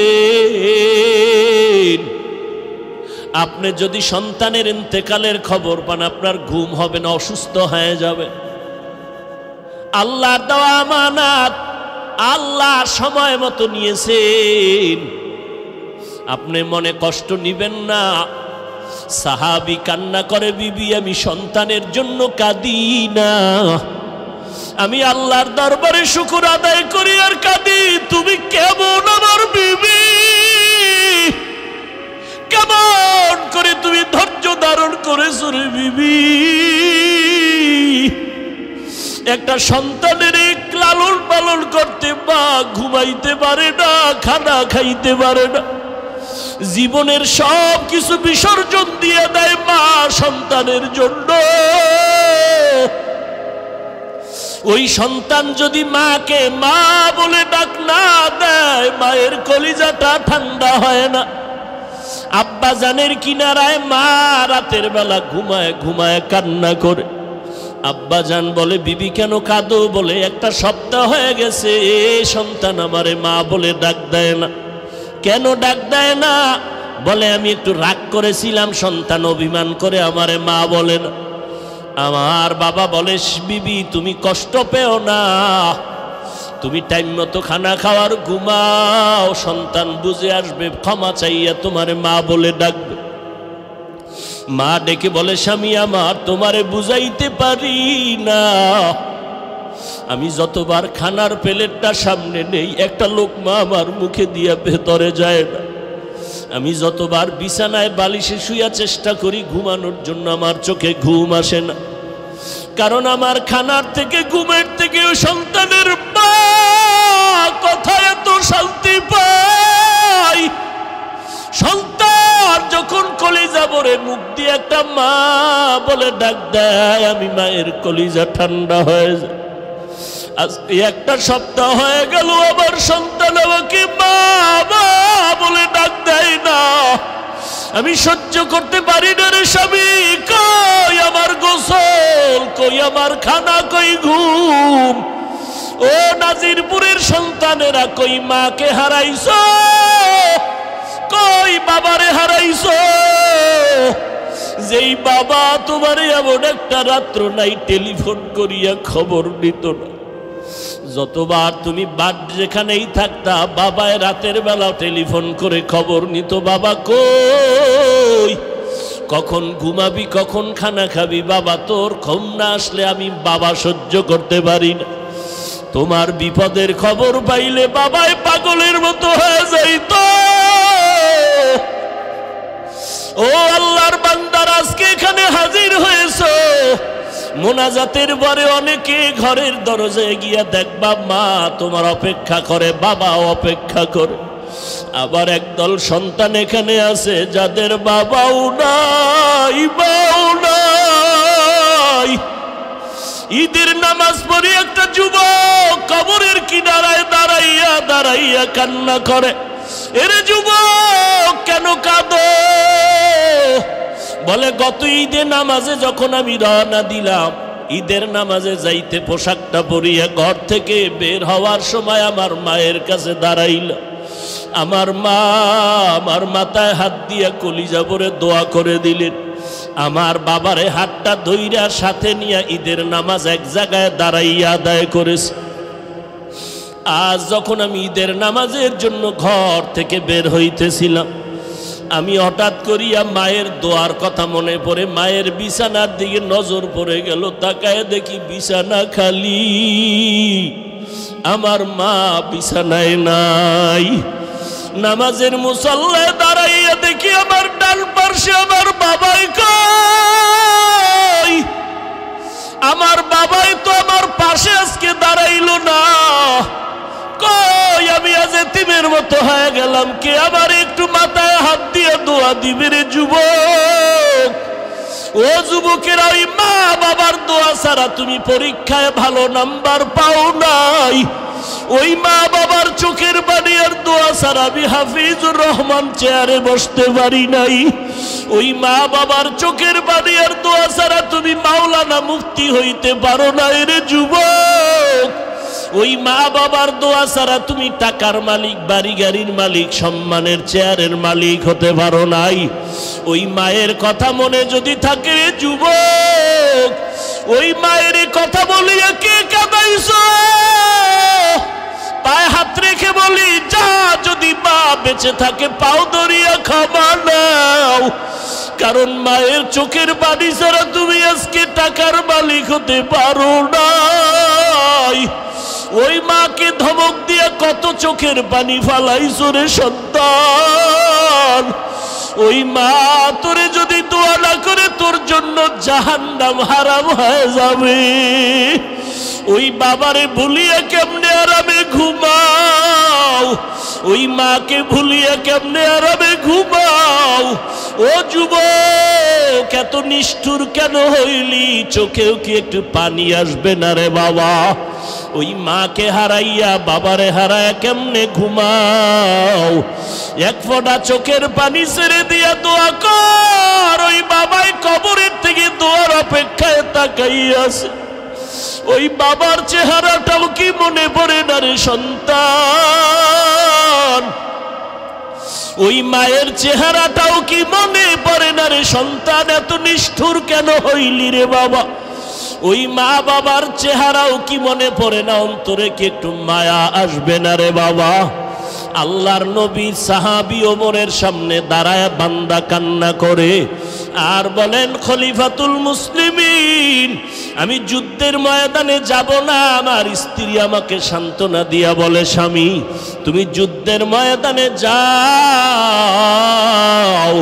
আল্লাহ তাআলা আমাকে হেফাজত করবে। হেফাজতের মালিক আমার আল্লাহ, আর কেউ হেফাজত করতে পারবে না। ও পর্দার আড়ালের আম্মা জান, দুনিয়ার থেকে একদিন চলিয়া যাবেন, 5টা সাদা কাফনের প্যাকেট হয়ে যাবে। দুনিয়ার কোনো মহিলারাও 2 দিন কথা বলবে, আর খবর নিবে না। কিন্তু পায়ে হাত রেখে বলে যাই, রে মা, ভালো কোরআনওয়ালা একটা সন্তান যদি দুনিয়াতে রেখে যাও রে মা, ওই সন্তানকে দেখে দেখে দুনিয়াওয়ালারা দোয়া করবে। ও যুবক, স্কুলে পড়ো, কলেজে পড়ো, আলহামদুলিল্লাহ, বাধা নাই। তবে মা বাবার দোয়া নাও, ওই মায়ের আদর্শ নিয়ে চলো। এরে আম্মা জান, এই দুনিয়াতে ভালো ভালো সন্তান হওয়ার পেছনে মায়ের অবদান, মায়ের আদর্শ। এরে আম্মা জানেরা, ও আব্বা জানেরা, কলিজা ভরিয়া দোয়া করিয়া সন্তানকে ডাক্তার বানাবেন, তবে বেয়াদব বানাবেন না। সন্তানটাকে ইঞ্জিনিয়ার বানাবেন, তবে অনুরোধ বেয়াদব বানাবেন না। সন্তানটাকে আপনি একজন প্রফেসর বানাবেন, তবে অনুরোধ বেয়াদব বানাবেন না। আপনাদের আদর্শ দিয়া সন্তানকে মানুষ বানাইয়া যাবেন, আল্লাহর কোরআনটা সিনায় ঢুকাইয়া দিয়া যাবেন রে মা বাবারা। সন্তান যদি ডাক্তার হয় আর কোরআন পড়নেওয়ালা হয়, আপনাদের জন্য কলিজা ভরে কবরের কিনারায় কোরআন পড়ে দোয়া করবে। এলাকার মুরব্বীরা দোয়া করবে, মা দুনিয়া থেকে মরিয়া গেল, একটা ভালো সন্তান রাখিয়া গেছে। ওই সন্তানের ব্যবহারে আলেমরা খুশি হবে, মুরব্বীরা খুশি হইয়া দোয়া করবে।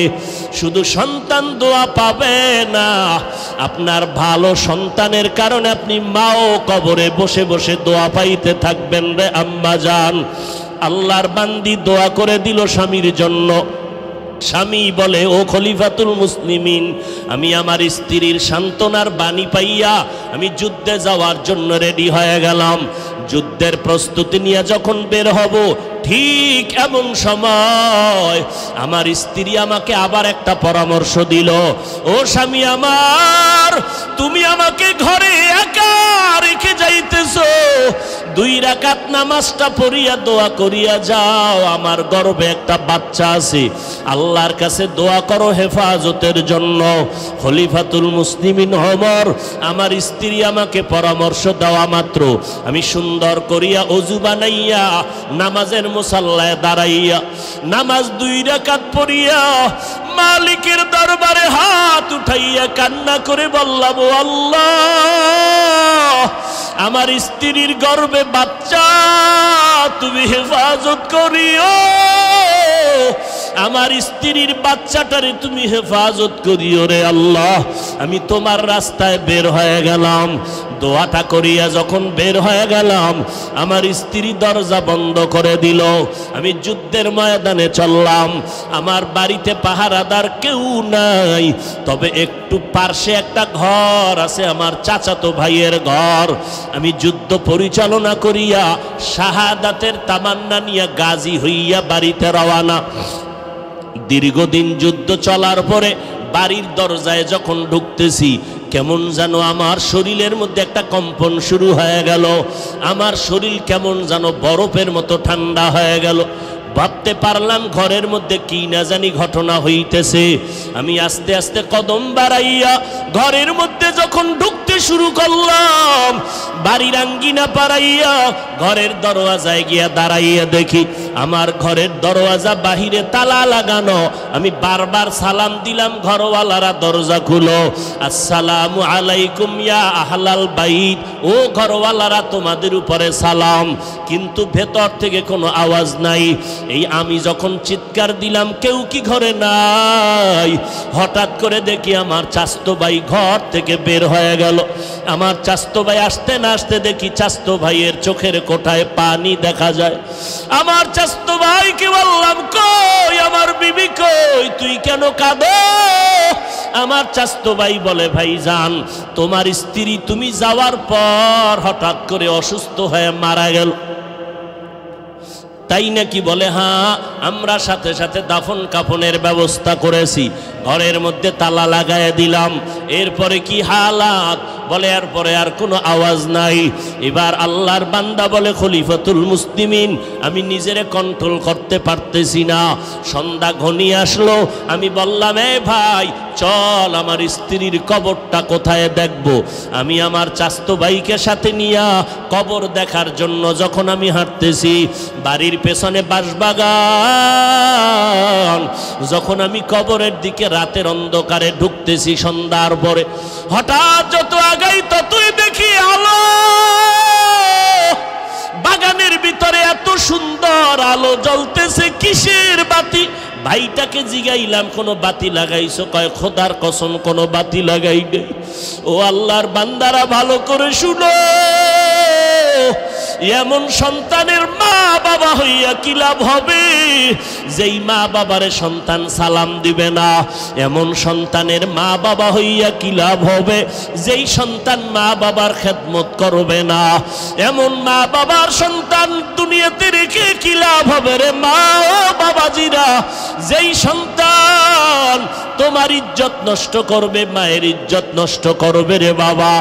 এবার আল্লাহর বান্দা বলে আমি যত কবরের দিকে আগাই দেখি কবরের উপরে আলো জ্বলতেছে। আলোটা দেখতেছি ডাইরেক্ট উপর দিকে গিয়া পুরা আসমানটা আলোকিত হয়ে গেল। আমি হঠাৎ কবরের কিনারায় গিয়া দাঁড়াইয়া দেখি কবরের ঠিক মধ্যখান থেকে একটা বাতি জ্বলতেছে, কিন্তু বাতিটার কোনো আকৃতিও খুঁজে পাই না, শুধু আলোই দেখতেছি। এবার চাচতো ভাইকে বললাম এখানে আলো আসলো কোথা থেকে? বলে জানি না। যেদিন আমরা দাফন করিয়া গেলাম এর কয়েকদিন পর থেকেই দেখি কবর থেকে আলো জ্বলতেছে। এবার আমি চিন্তা করলাম আলোটা কেন জ্বলে, আমি কবরটার মাটি উঠাইয়া ভেতরে দেখব। আমার চাচতো ভাইটাকে বললাম রে ভাই কবর খনন করার হাতিয়ার যন্ত্র নিয়ে আসো, আমি কবরটা খনন করে দেখব। আমার ভাইটা যখন ঘরের দিকে রওনা দিয়া চলে যাইতেছে, আমি এদিকে দাঁড়ায় আছি আর চোখের পানিগুলো পড়তেছে। আমার ভাই যন্ত্র আনতে না আনতে আমার ভাই ঘরের মধ্যে যাইয়া পৌঁছতেও পারে নাই। আমি নজর করে দেখি কবরটা মাঝখান দিয়া ফাঁকা হয়ে গেছে। আমি একটু নজর দিয়ে দেখি আমার স্ত্রীর বুকের উপরে ওই সন্তানটা খেলাধুলা করতেছে, আর ওই সন্তানের ফুটন্ত আলোটা উপরের দিকে যাইতেছে। আমি এবার সন্তানটাকে ধরার জন্য একটু চিন্তা করতেছি, হঠাৎ করে গাইবি আওয়াজ কে যেন আমাকে বলে ভেতরে নাম।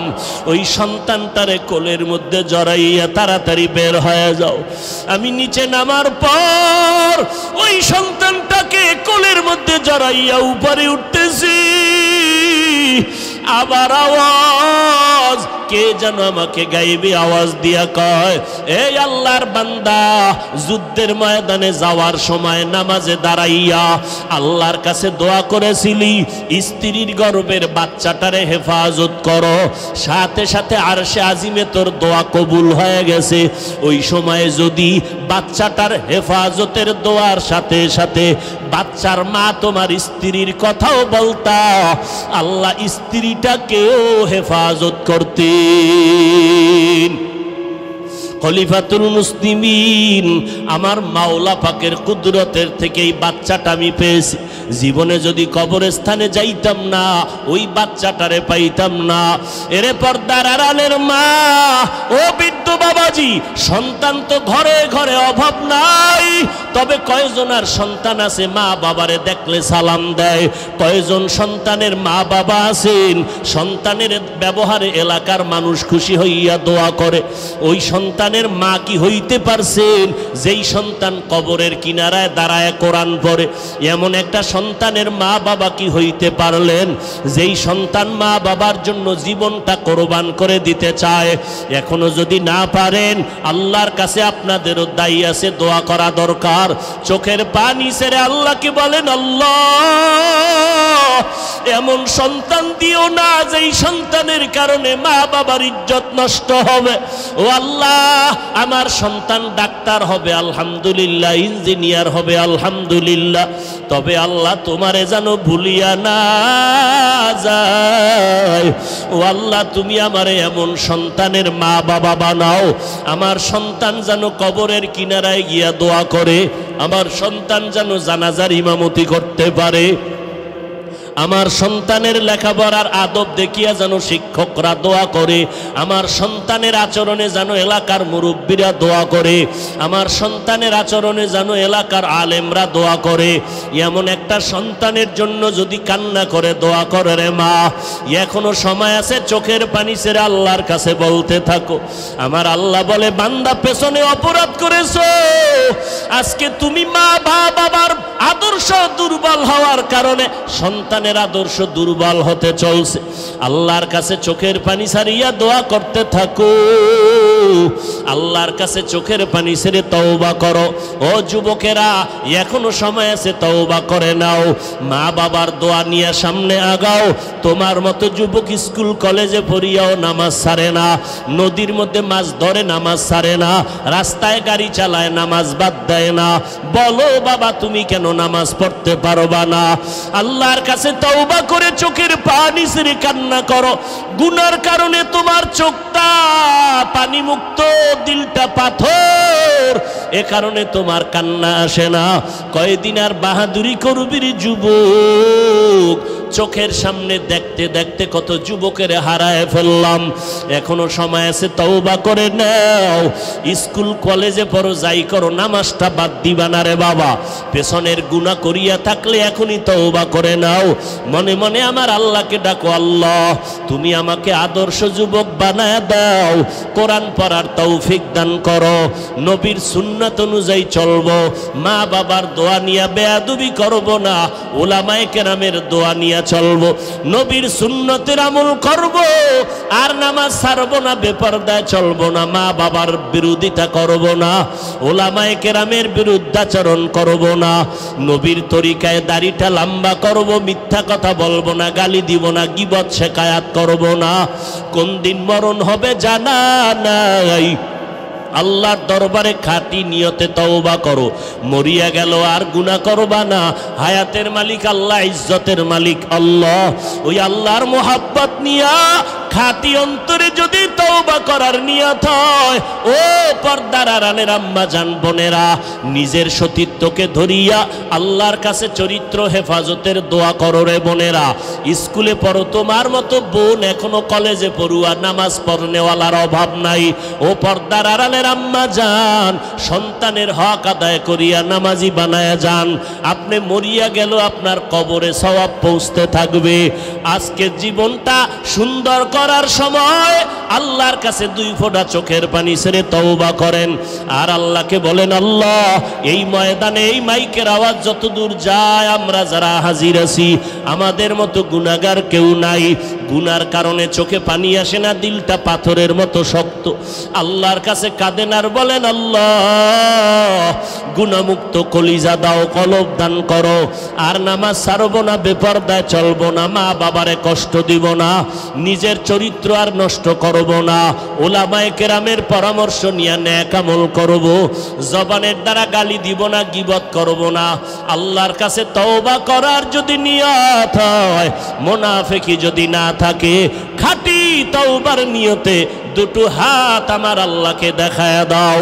আয় আল্লাহ, সবার হাতগুলো কবুল করে নেন।